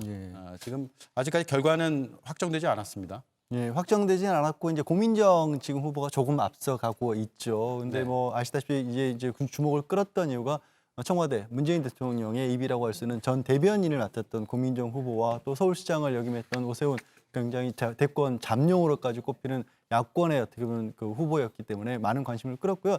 사실 뭐 고민정 전 대변인이 그 지역 자체는 추미애 현재 법무부 장관이 5선을 했던 곳이기 때문에 민주당에 유리하다라고 1차적으로 볼 수 있지만 오세훈 후보 같은 경우도 일찌감치 지역에 내려가서 지역 기반을 닦고 있었고요. 그리고 뭐 개인적인 어떤 역량으로 비춰봤을 때는 결코 뒤처진다고 볼 수 없는 그런 인물 아니겠습니까? 저는 그래서 이게 관심을 받는 이유가 고민정 후보와 오세훈 후보 개인의 어떤 대결이라기보다는 오세훈 후보라고 하는 대권 잠룡으로까지 꼽히는 인물로서도 극복할 수 없는, 그러니까 뭔가 미래통합당에서 그 지역에 어떻게 보면 비전이라고 해야 될까, 이거를 주지 못했다. 그러니까 당 차원에서 뭔가 지금 수도권에서 굉장히 뭐 당연히 미래통합당이 지금 대피를 하지 않았습니까? 그 장의 전체적인 흐름과 연관이 돼 있다라고 저는 보이거든요. 그리고 만약에 오세훈 후보가 실제로 이 상황에서 진다면 이게 또 이 당장 2년을 앞둔 대통령 그 이제 선거를 앞두고 나서 미래통합당에서 굵직한 뭐 잠룡 후보 한 사람이 또 떨어져 나가는 그런 상황이 되는 겁니다. 그래서 결국에는 아까 말씀드린 미래통합당이 수도권에서 당 차원에서 뭔가를 보여주지 못했기 때문에 오세훈 후보 개인기로도 극복하지 못했던 문제가 앞으로 2년 후의 대선까지도 이어질 수 있고 당장 이 패배를 극복해야 될 미래통합당으로서 누군가 딱히 나서서 이거를 끌어줄 사람을 또 찾지 못하는 그런 결과로도 이어질 수 있다. 그래서 이 지역이 크게 관심을 더 받는 것으로 보입니다. 그러니까 이 광진을 같은 경우에는 그 숫자로 따지면 한석인데 한석 이상의 의미를 가질 수밖에 없는 구조예요. 그러니까 고민정 후보가 만약 당선이 된다면 이 초선 의원인데 민주당 내에서도 초선 같지 않은 중량감이 있는 한 명의 또 정치인이 탄생하는 것이 됩니다. 그러니까 문재인 정권의 어떤 가장 그 복심이랄까요? 내용을 잘 아는 사람이라고 임종석 전 실장도 현장 유세를 하면서 계속해서 그 얘기를 했었던 걸 보면 상징성이 가지고 있기 때문에 그 부분이 또 강조가 될 것으로 보이고요. 만약 이 지금 상황을 역전시켜서 오세훈 후보가 당선이 된다면 바로 대권 주자로 올라가는 것이죠. 그런데 만약 이곳에서 오세훈 후보가 당선되지 못하고 고배를 마시게 된다면 그 이후 행보는 앞서 황교안 대표의 케이스를 봤지만 많이 남아있지 않은 시간이고 뭔가 자신이 내상을 입은 부분들을 또 이제 회복할 수 있는 시간이 그닥 많지가 않습니다. 그리고 지금부터 대통령 선거가 있는 그 기간 동안의 정치적 이슈는 국회로 모두 집중될 가능성이 높아요.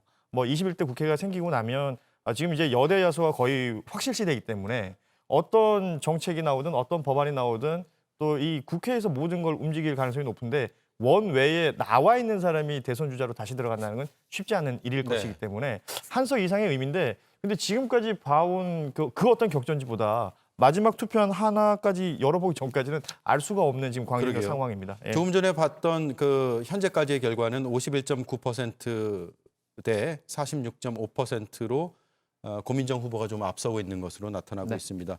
이렇게 되면 선거 결과가 이렇게 굳어져 간다면 앞으로 미래통합당의 그 대선 주자구는 상당히 비상이 걸릴 수밖에 없을 것 같아요. 사실 오세훈 후보가 뭐 어떻게 될지 모릅니다만 결과를 봐야 됩니다만 뭐 좋지 않은 결과를 받게 된다면 뭐 통합당 입장에서는 굉장히 뼈아픈 결과가 되는 것이죠. 그리고 두 분이 말씀하신 이유 때문에 언론에서도 가장 주목했던 지역구가 바로 이 서울의 광진을이었습니다. 사실 이 두 사람의 매치업이 만들어지기 이전부터도 광진을에 이 오세훈 후보의 대항마로 민주당이 누구를 세울 것인가서부터 해서 두 사람이 이 맞붙게 된 시점에서도 아마 시청자 여러분들께서 언론 보도를 통해서 가장 많이 접했을 지역구가 바로 이곳이었을 거예요, 광진을. 그래서 이 출구조사 결과에서도 이 고민정 후보가 49.3%, 오세훈 후보가 48.8% 초박빙 결과가 나왔었거든요. 실제로 지금 계속해서 개표 상황도 지금 추이가 뭐 2%, 3% 이런 박빙 추이로 계속해서 이어지고 있기 때문에 어느 후보에게 유력하다라는 이 표현을 쓰기가 어려운 상황입니다. 네, 개표 상황을 계속 좀 지켜봐야겠군요. 다음에는 서울 동작을도 굉장히 접전이 펼쳐지고 있는데 투표율도 굉장히 높았습니다. 서울에서 2위를 차지했는데 지금 뭐 전직 여성 판사의 맞대결이 벌어지고 있습니다. 네, 여기도 마찬가지 이유인 것이죠. 또 통합당 입장에서는 굉장히 좀 뭐 대선 주자군이라고 얘기할 수도 있고 당의 간판 스타라 할 수 있는 나경원 후보가 지금 출마한 곳이고 이 역시도 여기에 이 민주당이 어떤 후보를 낼까서부터 이제 관심이 쏠렸던 것이고 이 판사 출신들의 후보들이 맞붙었다는 점에서도 또 의미가 있는 지역구였는데 출구조사 결과에선 이수진 후보가 54% 그리고 나경원 후보가 43.2%를 기록을 했고요. 실제 추이도 지금 그런 식으로 개표 결과도 추이는 좀 비슷한 형태로 나아가고 있긴 합니다. 현재 보시는 것처럼 이수진 후보는 51.2% 기록하고 있는 상황이고 나경원 후보는 46.1%를 기록하고 있는 상황입니다.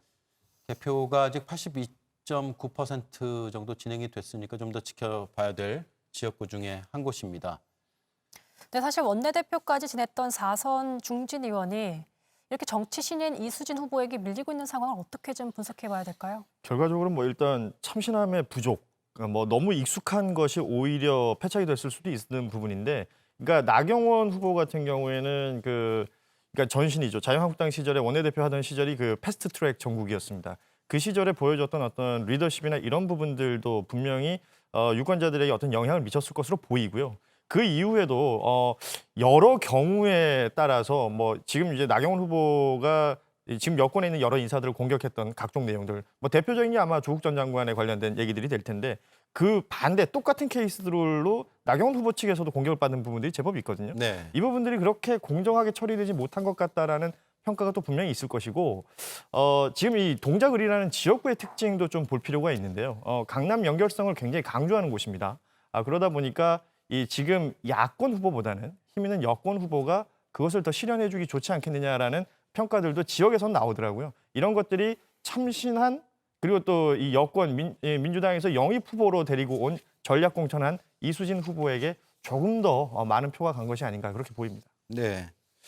서울 송파을 지금 어떻게 되고 있습니까? 최재형 기자 좀 정리가 됐나요? 네, 일단 송파을 같은 경우에는 출구조사 결과 상으로는 이 최재성 후보가 43.3% 그리고 배현진 후보가 53.2%로 배현진 후보가 앞서는 걸로 나왔습니다만 현재 개표 상황을 봤을 때 여기도 좀 박빙 지역이라고 봐야 합니다. 배현진 후보 50.2%, 최재성 후보 46.7%인데 아직 개표가 절반이 안 됐네요. 네. 이 송파을이 개표가 이 전국 그 각 지역구를 따져봐도 가장 좀 늦은 편인데 이유가 송파을에서 이 코로나 자가격리자 투표가 이루어졌는데 이 자가격리자들은 오후 6시 그러니까 일반 유권자들이 투표를 마친 이후에 투표를 해야 하는데 한 자가격리자가 그 이전에 투표를 하는 일이 발생을 해서 그 이후로 좀 혹시 문제가 있지 않을까 투표함 개봉을 하는 과정에서 좀 문제가 있지 않을까 선관위 쪽에서 이 개표 과정에서 좀 확인이 있었다고 하고 그래서 좀 개표 과정이 늦어졌다고 합니다. 네. 송파을도 결과를 계속 지켜봐야 되는 지역구입니다. 저희가 지금 얘기하고 있는 지역구가 뭐 개표의 진행 속도를 좀 뭐 지역구마다 좀 다르긴 하지만 마지막까지 어느 그렇죠. 후보가 이길 것이다라고 확정적으로 말씀드릴 수 없는 그런 네. 지역구들입니다. 네, 이번엔 또 PK 좀 얘기해보고 싶은데요. 초접전 지역으로 분류됐던 부산진갑에서 통합당의 서병수 후보가 앞서고 있는 것으로 나타나고 있습니다. 여기도 좀 초접전이잖아요. 그렇습니다. 이게 영남 지역을 얘기할 때 우리가 TK, 대구 경북은 지금 뭐 이게 다른 어떤 세력이 들어갈 수 있는 구멍 자체가 보이질 않는데 PK에서의 이 여권 그 중진들의 어떤 활약 기대했던 바가 있었고 가장 그 중심에 있었던 인물이 바로 이 민주당의 김영춘 후보가 될 텐데요. 뭐 아시는 것처럼 중량감 있는 두 후보입니다. 서병수 후보는 부산시장까지 지냈었고 김영춘 후보는 이제 현 정권에서 장관까지 지냈던 인물이라 상징성이 있는 것이고 이 지역에 지금 여권에서 어찌 보면 오히려 수성이 아닌 도전을 하는 어떤 형국이었기 때문에 그 선을 지금 넘지 못하고 있는 것으로 보이는데요. 지금 개표가 86% 정도 진행이 된 것으로 나오고 있는데 벌어지는 차이는 처음 시작할 때보다 조금 더 벌어지는 모양이거든요.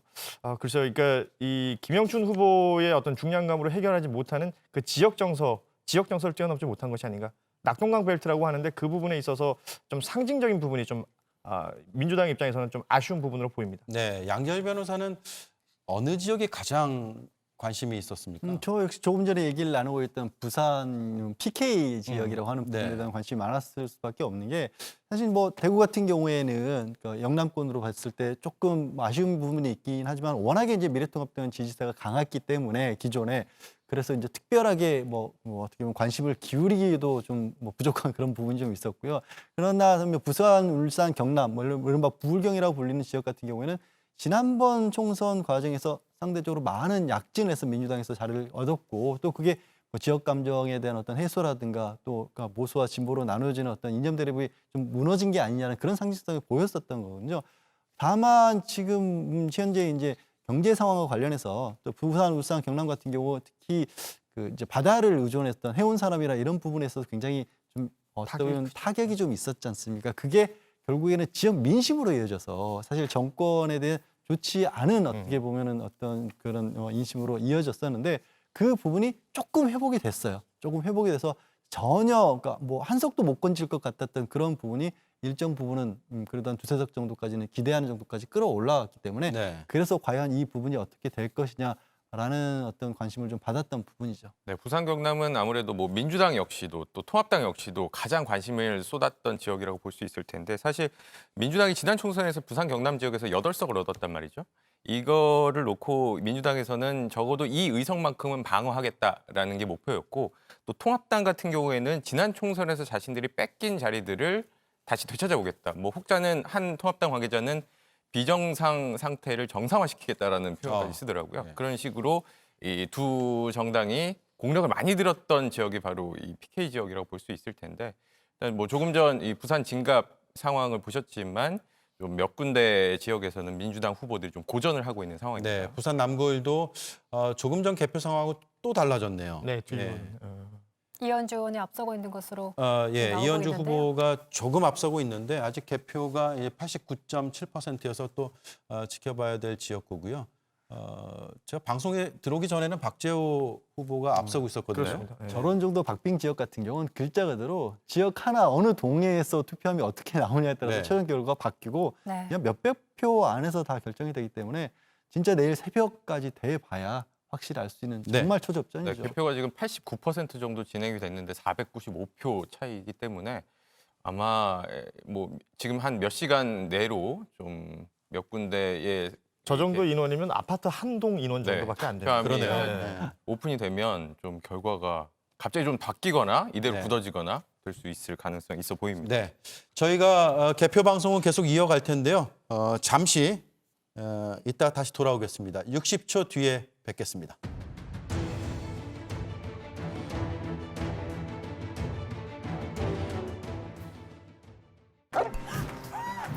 오염이 쌓이기 전에, 변형이 쌓이기 전에 당신의 침대, 새 침대처럼 초기화되나요?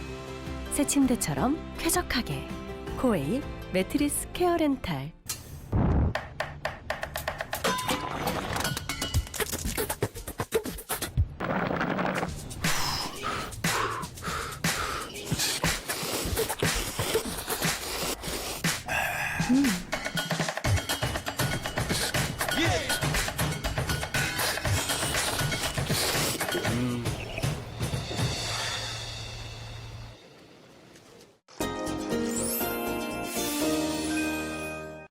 레티놀 아직도 안 써보셨나요?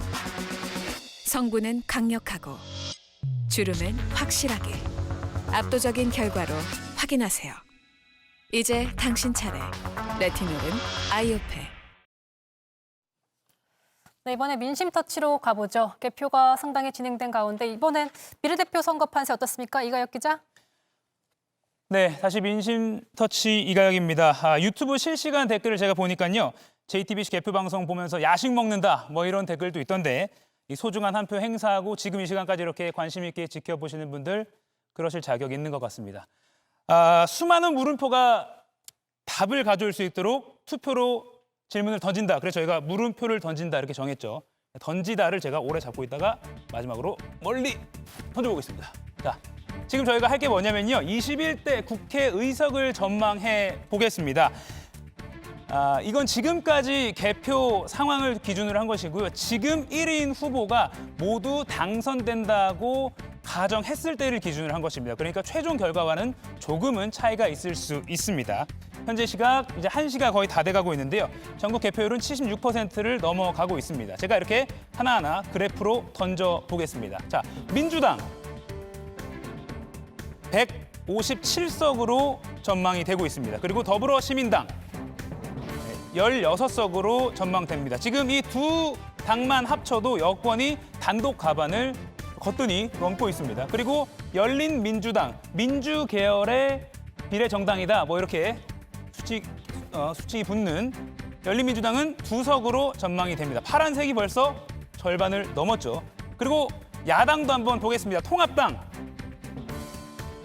90석 전망이 되고요. 통합당의 위성정당인 미래한국당도 표시하겠습니다. 미래한국당 18석입니다. 그리고 나머지 이른바 소수정당 다 표시를 해보도록 하겠습니다. 민생당 2석, 정의당 6석, 국민의당은 4석입니다. 이렇게 돼서 나머지 회색 부분은 무소속인데요. 한 4-5석이 될 것으로 전망이 됩니다. 이렇게 해서 300석 가운데 민주당만 단독으로도 157석, 그리고 위성정당과 열린민주당까지 합치면 170석이 넘을 것으로 전망이 되고 있습니다. 이렇게 되면 어떤 변화가 있냐면요.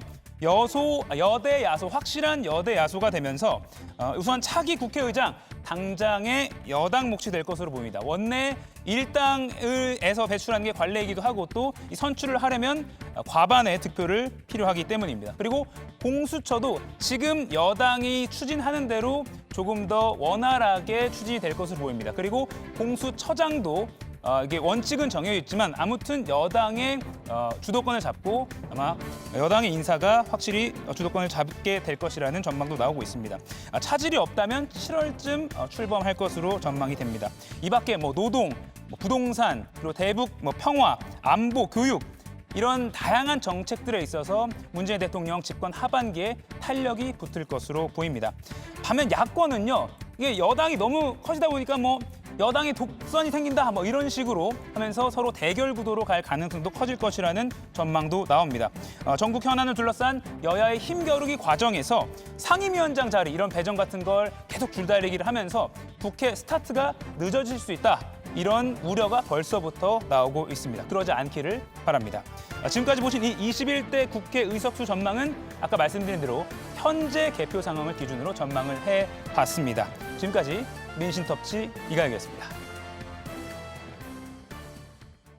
네, 당선이 확실시되고 있는 또 한 명의 후보를 만나보겠습니다. 강원 원주갑의 민주당 이광재 후보가 연결돼 있습니다. 일단 개표가 좀 남았습니다만 축하드립니다. 확실시되네요. 네, 감사합니다. 네, 이번 선거로 이제 당선이 확정이 되시면 10년 만에 국회 돌아오시는 겁니까? 그렇습니다. 네. 긴 시간이었죠. 네. 국회 오랜만에 오는 만큼 이거 제일 먼저 하겠다 생각하신 거 있습니까? 일단 10년 만에 10년이면 강산도 변한다고 하잖아요. 그래서 정치 신인이라고 생각하고 일단 배우는 것부터 먼저 하려고 합니다. 네. 그리고 국민들이 원하는 건 두 가지 같습니다. 하나는 여야의 이 지긋지긋한 분열의 정치를 끝내달라. 그리고 또 하나는 이 먹고 사는 문제를 좀 해결해달라. 이 두 가지 말씀이신 것 같습니다. 그래서 국회에 가게 되면 저는 여야의 의미 있는 분들과 공부 모임을 만들어서 우리가 산업화 민주화 다음에 도대체 국가 목표가 뭐냐. 이 국가 목표를 함께 찾자. 국가 목표를 찾으면 저는 분열 요소가 좀 줄어들 거라고 생각합니다. 그래서 국회 여야의 공부 모임을 하나를 만들고 싶고요. 네. 두 번째로는 결국 먹고 사는 문제인데 이제 단순한 GDP의 성장만으로는 우리가 한계에 왔다. 그러면 삶의 질 지수라는 걸 가지고 우리가 한번 새롭게 도전하는 과제를 만들 필요가 있다고 생각하고요. 그리고 또 하나는 코로나19 이전과 이후는 전혀 다른 세계의 진입을 앞두고 있다. 그래서 제가 생각하는데 뉴 GDP, 그러니까 뉴 글로벌리즘이 새로운 국제 질서, 그다음에 새로운 디지털 경제, D는 디지털 경제로의 새로운 진입, 온라인 의료나 온라인 교육이, 그다음에 온라인 물류 이런 거 굉장히 보편화될 것이다. 그다음에 세 번째로는 퍼블릭, 우리가 이제 공동체와 개인 이것이 어떻게 조화를 이루어야만 될 수 있는지 미국이나 유럽, 중국, 한국의 사례에서 많이 볼 거라고 봅니다. 그래서 이 삶의 질 지표에서 단순 GDP를 넘어서 삶의 질 지수를 만드는 것. 또 하나는 뉴 GDP, 글로벌 세계 질서에 어떻게 대응할 것이냐. 그다음에 디지털 이코노미 어떻게 선진적으로 나갈 것이냐. 네. 또 하나는 새로운 퍼블릭 어떻게 나갈, 이 세 가지 부분에 열심히 노력해 보고 싶습니다. 네. 굉장히 많은 말씀을 해주셨는데요. 분열 정치를 좀 넘어서겠다는 취지도 말씀해 주셨고, 제가 듣기에는 그러면 좀 더 큰 목표로 나가겠다 이렇게 해석해도 됩니까? 그거보다는 과거에는 제가 무엇이 되는 게 목표였다면 지금은 제 개인보다는 뭔가 이 한국 사회가 좀 더 다음 단계로 진전을 위해서는 지금 국민들이 볼 때는 국민들은 똑똑하다. 코로나 보니까 정치를 좀 잘해달라는 것이 국민들 마음 같아요. 그래서 정치인들이 좀 정치를 잘할 수 있도록 정치인들이 모여서 뭔가 공부하는 모임을 만들고 싶다. 그런 취지입니다. 과거에는 제가 욕심이 있었는데 지금은 그거보다는 뭔가 일에 대한 욕심이 훨씬 큰 편입니다.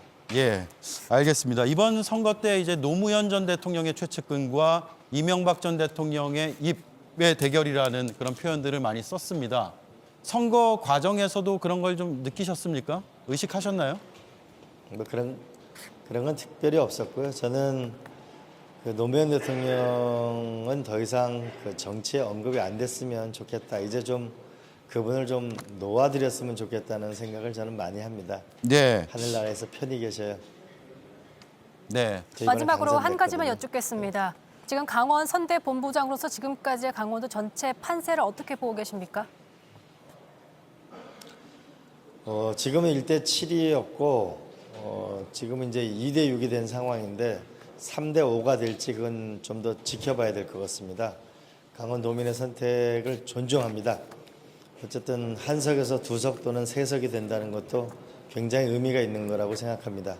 다만 좀 제가 다른 후보에게 정말 죄송하게 생각합니다.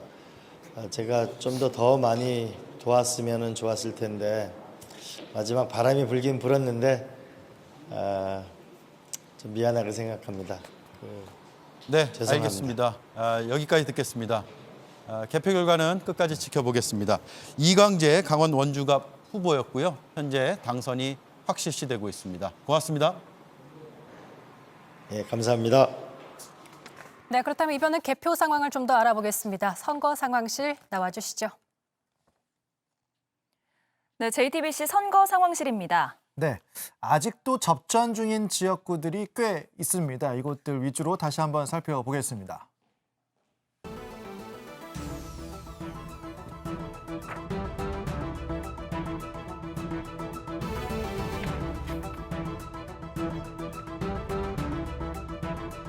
네, 초박빙 이 시각 격전지입니다.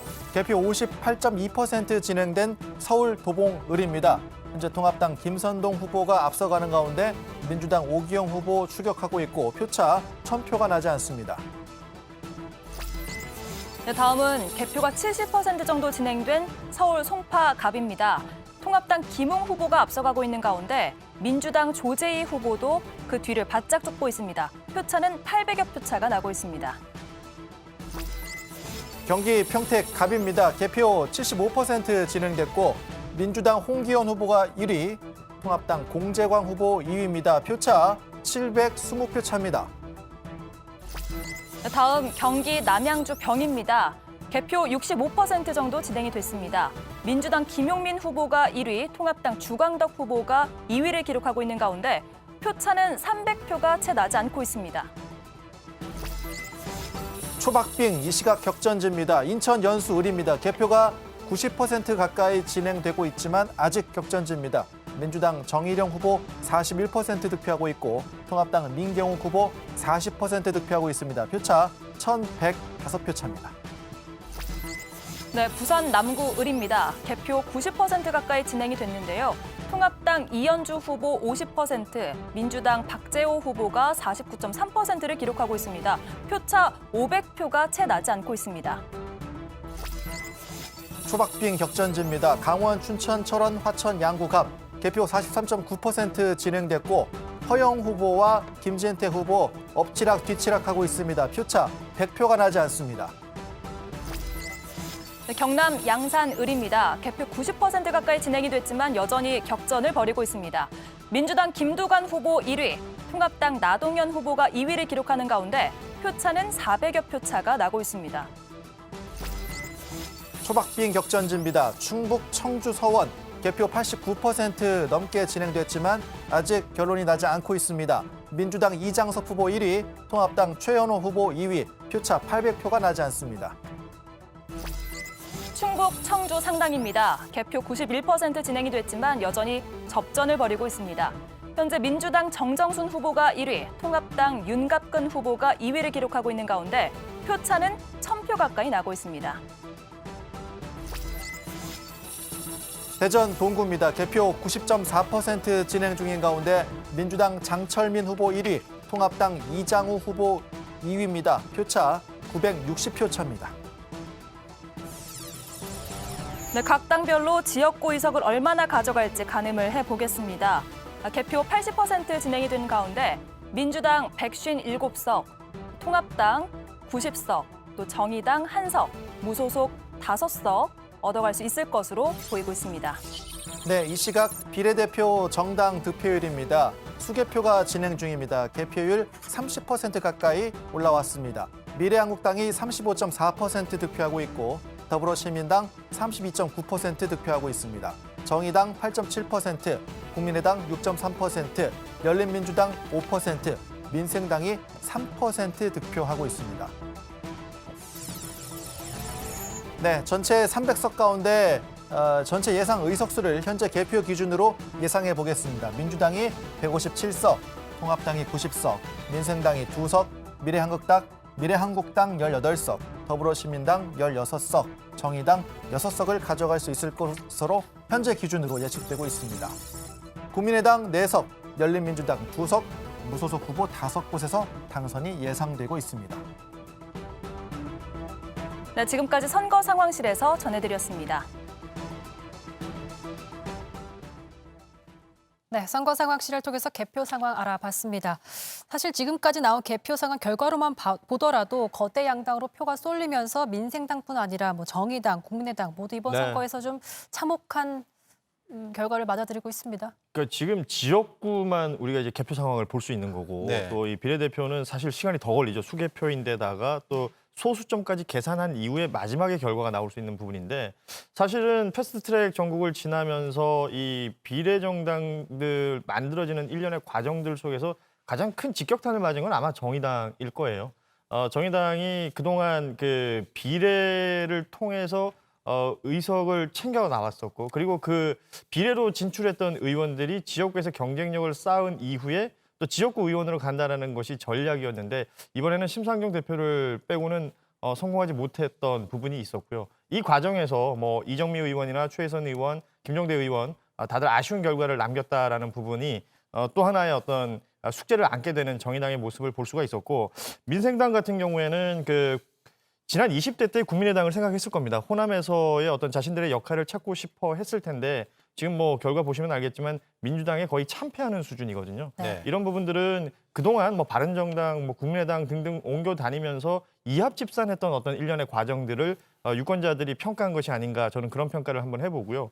그리고 국민의당 같은 경우에는 이번엔 지역구의 후보를 내지 않고 비례로만 21대 국회의원 선거에 참여를 했는데 가만히 보면 안철수 대표가 달리기 한 거 말고는 크게 눈에 띄는 선거 캠페인이 없었거든요. 네. 이런 부분들에 대한 어떤 평가가 아주 그대로 나온 것으로 보이고 지역구에서 뭔가 의석수가 생기지 않으니까 양당 체제로 이끌려가는 상황을 스스로들이 좀 자초했다 이렇게 평가할 수 있을 것 같습니다. 네. 자충수였다. 저는 그 무소속으로 출마한 홍준표 후보 지역구가 궁금한데 아직까지도 결론이 안 나오고 있어요. 그렇죠. 네, 뭐 아직까지도 박빙상으로 진행이 되고 있는 상황이고 좀 더 결과는 지켜봐야 될 것으로 보입니다. 네, 우리가 뭐 가정을 전제로 해서 얘기할 수밖에 없는데 당선이 된다면 지금 대선 주자군이 좀 부족해지는 미래통합당이나 야권 쪽에서는 다시 한번 대선 주자로 지금 뭐 홍준표 전 대표는 발돋움할 수 있을까요? 이제 공개적으로 사실 그 부분을 얘기를 하고 있고 네, 본인은 뭐 본인이 2년만 하겠다 이런 네, 얘기까지 뭐 하잖아요. 2년만은 얘기를 하지만 사실 이제 한번 뭐 대선 주자였고 당 대표였었고 실패했다고 하지만 또 본인의 얘기로는 나를 뭐 극복할 만한 내지는 내가 했던 거 이상으로 지금 현재 미래통합당, 자유한국당을 끌어왔던 사람이 없다라고 자신하고 있지 않습니까? 네. 그렇기 때문에 아마 그러니까 대안 세력이 홍준표 전 대표가 다시 만약에 미래통합당으로 들어갈 경우에는 지금 가뜩이나 어떻게 보면 리더를 찾기가 어려운 미래통합당에서는 더 혼선이 빚어질 수밖에 없지 않을까. 네. 홍 전 대표로서는 본인은 뭐 개파라든가 이런 부분들 특히 이제 뭐 친박과 관련된 문제라든가 이런데 다 떠나겠다고 말씀을 하시지만 그렇게 말씀하시는 가운데서도 이 큰 중량감을 가진 인물로 들었을 수밖에 없고 그러면 구심점을 찾기는 미래통합으로서는 더더욱 힘들어질 수밖에 없다. 그러니까 홍준표 전 대표가 다시 뭐 대선에 나선다 이런 문제를 떠나서 네. 그럼 누구와 밑으로 해서 누구를 중심으로 해서 이 체제를 끌고 갈까를 했었을 때 홍 전 대표가 미래통합에 들어오는 순간에 그거를 찾아내기가 더욱 어려워지지 않을까. 들어갈 수는 있는 겁니까? 어떻게 돼 있어요? 지난번에 민주당에서는 공천 탈락하고 나서 무소속 출마한 경우에는 당에서 받지 않겠다라는 네. 입장을 냈었는데 미래통합당도 그런 거 아니에요? 통합당은 아직 그렇게 공식적으로 명시를 하지 않았기 때문에 네. 그리고 아마도 뭐 지금 선거 결과가 어떻게 나올지 잘 모르겠습니다만 이 통합당 안에서는 지금 사람 한 명이 아쉬운 상황이 될 가능성이 높아 보입니다. 특히나 좀 유력 주자라든지 당의 간판 스타가 될 만한 사람들이 좀 간절한 상황이 만들어질 수도 있기 때문에 뭐 이후에 이 선거 이후에 좀 어떤 논의가 이루어질지는 지켜봐야겠지만 현재로서는 좀 가능성이 높지 않을까라는 얘기는 조심스럽게 해볼 수 있을 것 같습니다. TK 지역을 기반으로 해서 자칫 지금 미래통합당이 영남 정당이 될 가능성이 생기는 부분이거든요. 네. 이렇게 됐을 때 전국적인 어떤 확장성을 가지는 홍준표라는 인물이 분명히 매력적인 어떤 요소이면 틀림이 없는데 그 홍준표라는 인물 자체도 굉장히 캐릭터가 강하단 말이죠. 그러니까 한쪽으로 쏠림이 생기면 지금 소위 말하는 그 스윙보트, 부동층을 잡지 못하면 대권이든 총선이든 어렵다는 걸 이번에 여실히 느꼈어요. 그렇기 때문에 그 선택을 또 어떻게 하게 될지 좀 눈여겨볼 필요는 있을 것 같습니다. 네. 네, 황교안 지도부가 대표라도 남아 있었더라면 견제가 될 수가 있는데 지금 아까 이제 은카님께서 물어보신 거 홍준표 전 대표가 돌아오러 갈 때 막을 수는 있느냐? 누가 막아요? 나갈 사람이 없어진 겁니다, 사실은. 황교안 대표 아까 당장 당직을 내려놓겠다고 했기 때문에 어찌 보면 미래통합당은 사실은 이른바 무지공선이 돼버린 셈이죠. 네. 지도부가 또 어떤 식으로 개편이 될지도 좀 관건이 되겠네요. 자, 앞으로의 행보가 좀 궁금해지는 몇몇 인물들이 좀 있습니다. 불출마 잠룡으로 거론되고 있는 유승민, 또 임종서, 안철수 전 그렇죠. 대표의 얘기 좀 해보고 싶습니다. 어떻게 보세요? 결국 이제 그들이 원하는 건 대권입니다. 대권을 가기 위해서 본인들의 어떤 지금은 본인들의 어떤 재산을 쌓고 있는 상황일 거예요. 그런데 21대 국회가 열리고 나서 지금 이 여대 야소 전국 안에서 본인들의 어떤 색깔 혹은 본인들의 목소리를 낸다는 게 쉽지는 않을 거란 말이죠. 네. 그러기 위해서는 그 기반이 되는 어떤 정당에 대한 재정비, 뭐 예를 들면 지금 유승민 전 대표 같은 경우에는 미래통합당 내에서 자신의 어떤 위치, 그리고 또 이제 지금 소위 말하는 유승민계라고 하는 인물들이 당선되신 분들이 그닥 많지는 않습니다. 그렇기 때문에 자신들의 세력을 어떻게 또 꾸려나갈 것인가가 일단은 뭐 급선무일 것 같고요. 안철수 대표 같은 경우에도 지금 보여주는 어떤 정치적인 비전이라는 게 크게 보이지는 않거든요. 이 비전을 어떻게 만들어 갈 것이고 계속해서 이제 중도를 외치는데 그 중도라는 것이 어떤 정책을 내놓고 또 어떤 세력을 끌고 갈 것인지도 좀 보여줘야 될 것으로 보이고 또 이제 생각을 해보면 대권을 바라는 사람들은 그 어떤 특별한 이벤트가 있기 마련이거든요. 네. 그 어떤 찬스를 잡는 사람이 먼저 앞으로 나올 수 있지 않을까 그런 생각을 해봅니다. 네. 일단 그 전체적으로 이제 현재 판세를 보면 민주당이 압승할 것으로 보이고 과반을 단독으로 확보할 수 있을 것 같은데 그렇게 되면 어떻게 정치 지형, 특히 뭐 법안 처리랄까 아니면 문재인 정부의 행정적인 어떤 그 추진력 이런 것에 도움이 될까요? 일단은 안정적인 국회를 좀 기대해 볼 수는 있을 것 같아요. 사실 이제 국민들이 그 여권에 상당히 힘을 실어줬던 이유 같은 경우도 20대 국회도 굉장히 일처리를 못했고 그렇죠. 정쟁이 극심했던 국회로 우리 기억에 남지 않습니까? 네. 물론 어느 국회라고 안 그런 국회가 있었습니까마는 법안 처리 하나 하는 데 있어서 패스트트랙 올라가서 식물국회란 말 듣다가 갑자기 동물국회로 변했고 패스트트랙 지금 재판받아야 되는 국회의원들도 많이 있는 상황인데 그런데 그렇게 어렵게 만들어놓은 뭐 공수처법이라 이런 것에 대해서도 뭐 미래통합당이라든가 뭐 안철수 지금 대표 같은 경우도 다시 되돌리겠다는 말을 공공연하게 했단 말이에요. 네. 근데 이제 과반수를 지금 여권으로서 단독 정당으로서도 확보했기 때문에 그렇게 되돌리는 건 불가능해졌죠. 네. 되돌리는 게 불가능했고 이미 법제도로 만들어 놓은 부분들이 있기 때문에 그 부분들을 더 확실하게 추진해 나가는 동력을 확실히 얻었다. 물론 앞으로도 거기에 더 나가서 뭐 사법개혁을 더 추가적으로 해야 된다. 검찰개혁 어느 정도 밑그림이 그려졌으니까 사법개혁을 한다든가 뭐 문재인 대통령 같은 경우는 이제 헌법에 관해서도 개헌에 관한 의지도 이미 드러낸 바가 있으시지만 그렇게까지 가기는 조금 더 어렵지 않을까. 왜냐하면 뭐 짐작하시겠지만 야당으로서 또 야당의 생존의 길을 찾기 위해서라도 어느 정도의 견제를 할 것이기 때문에 그래서 새로운 뭔가를 아주 꾸리지 못하고 할지라도 남은 2년을 안정적으로 하면서 재집권을 여당으로서는 바라는 기반을 만드는 것만은 충분히 어떻게 보면 유리한 자리에 점했다고 봐야겠죠. 한 가지 좀 덧붙여 드려야 될 것 같은데 지금 현재 개표 상황을 보면 민주당이 지역구 의석만 156자리를 지금 앞서가고 있는 것으로 나온단 말이죠. 여기에 더불어시민당이 대략적으로 한 17석 정도를 얻을 것으로 예상이 되는데 그렇게 되면 민주당과 시민당 합해서 단독으로 170석을 상회하는 의석을 얻게 됩니다. 거기에 지금 범여권으로 분류될 수 있는 정당들을 살펴보게 되면 정의당, 열린민주당, 그리고 민생당 정도가 범여권으로 분류가 될 수 있을 텐데 네. 이 세 정당의 의석수를 합하면 10석 정도가 개헌이 될 것으로 가능하다는 거죠. 개헌은 아니고 개헌까지는 200석까지는 모자라는데 이 180석 범여권이 180석 확보가 가능해지게 되면 네. 이 국회 선진화법을 무력화시킬 수 있는 5분의 3 의석을 확보하게 네. 되는 것이게 됩니다. 그러면 뭐 지난해 연말에 보셨던 패스트트랙 처리와 같은 것들을 계속해서 볼 수도 있는 상황이 만들어질 수 있는 거죠. 뭐 야당에서 극렬히 반대하는 상황이 만들어진다면 그렇게 안정적으로 입법을 할 수 있는 의석 구도가 만들어졌다는 게 일단 이 민주당 입장에서는 좀 향후 문재인 정부의 하반기 국정 운영을 뒷받침하는 데 있어서 좀 큰 동력을 얻었다라는 점으로 해석을 할 수 있을 것 같습니다. 말씀하신 대로 이 의석이 확보가 된다면 좀 짚고 넘어가야 될 게 이 정권의 2년 남은 정권의 좀 장기적인 어떤 플랜들은 앞서 말씀하신 내용들이 챙겨 나갈 수 있겠지만 당장 지금 코로나19 관련해서 추경이라든지 21대 국회가 열리자마자 해결해야 될 문제들이 많거든요. 이게 어떤 식으로 브레이크가 걸릴 것인지 또 어떤 식으로 야권에서 또 다른 얘기가 나올 것인지 좀 불안했던 부분들이 있었다면 아마도 이 부분은 좀 더 그 탄력을 받아서 빨리빨리 마무리가 될 수 있지 않을까 이런 기대는 해볼 수 있을 것 같습니다. 지금 뭐 21대 총선이 정권 심판이었다라는 얘기가 나왔잖아요. 그때 사실 일각에서는 지금 최대 수혜자로 이낙연 당선자를 꼽고 있습니다. 이후의 행보에 대해서 어떻게 좀 생각하시는지요? 이낙연 후보자 같은 경우는 국무총리로서 사실 그러니까 굉장히 잘 이 정부를 뒷받침이었다는 평가를 중론이었지 않습니까? 그리고 이제 또 코로나19라고 하는 상황을 맞았을 때 물론 대통령과 또 이제 질병관리본부라고 하는 중심대 세력이 있지만 총리로서의 소임을 충분히 해왔다. 그 어찌 보면 또 외연의 확장성 같은 것도 굉장히 넓은 편이었습니다. 네. 다만 이제 이낙연 총리가 기존에 어떻게 보면 분류됐던 지금 현 정부 그리고 집권 여당의 중심 세력이라고 할 수 있는 그룹과는 조금은 동떨어져 있었기 때문에 과연 집권당 내부에서도 어떤 역할을 할 수 있을까에 관해서는 의문이 좀 있었죠. 그런데 지금 선거를 공동으로 이제 지휘하는 역할을 맡아서 그 역할을 충분히 해냈고 또 뭐 정치 일본제라고 불리는 종로에서 상당히 큰 격차로 다시 국회로 들어갈 수 있는 길을 마련을 했기 때문에 뭐 대권 가도로 가는 데 있어서 1차적으로 큰 길을 놨다.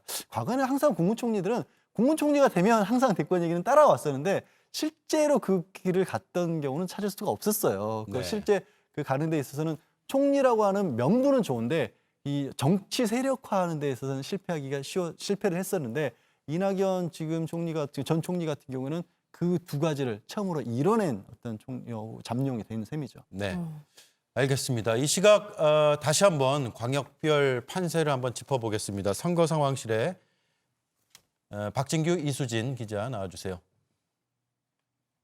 네, JTBC 선거 상황실입니다. 네, 아직 접전 지역이 조금 남아 있긴 하지만 전체적인 판세는 이제 굳어져 가고 있는 상황입니다. 판세 다시 한번 정리하겠습니다.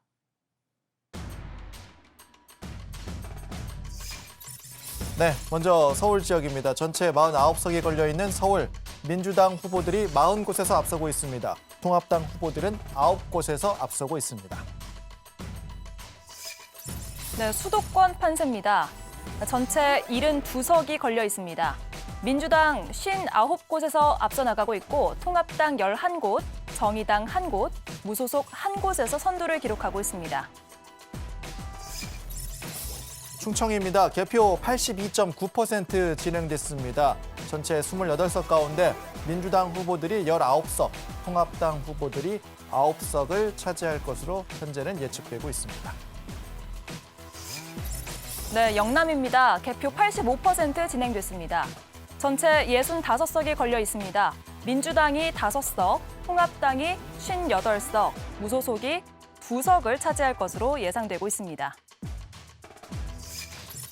호남 판세입니다. 개표 84.4% 진행되고 있습니다. 전체 28석 가운데 민주당 후보들이 27곳에서 앞서가고 있습니다. 무소속 후보들이 1곳에서 현재 선두입니다. 네, 강원과 제주 판세도 확인해 보시죠.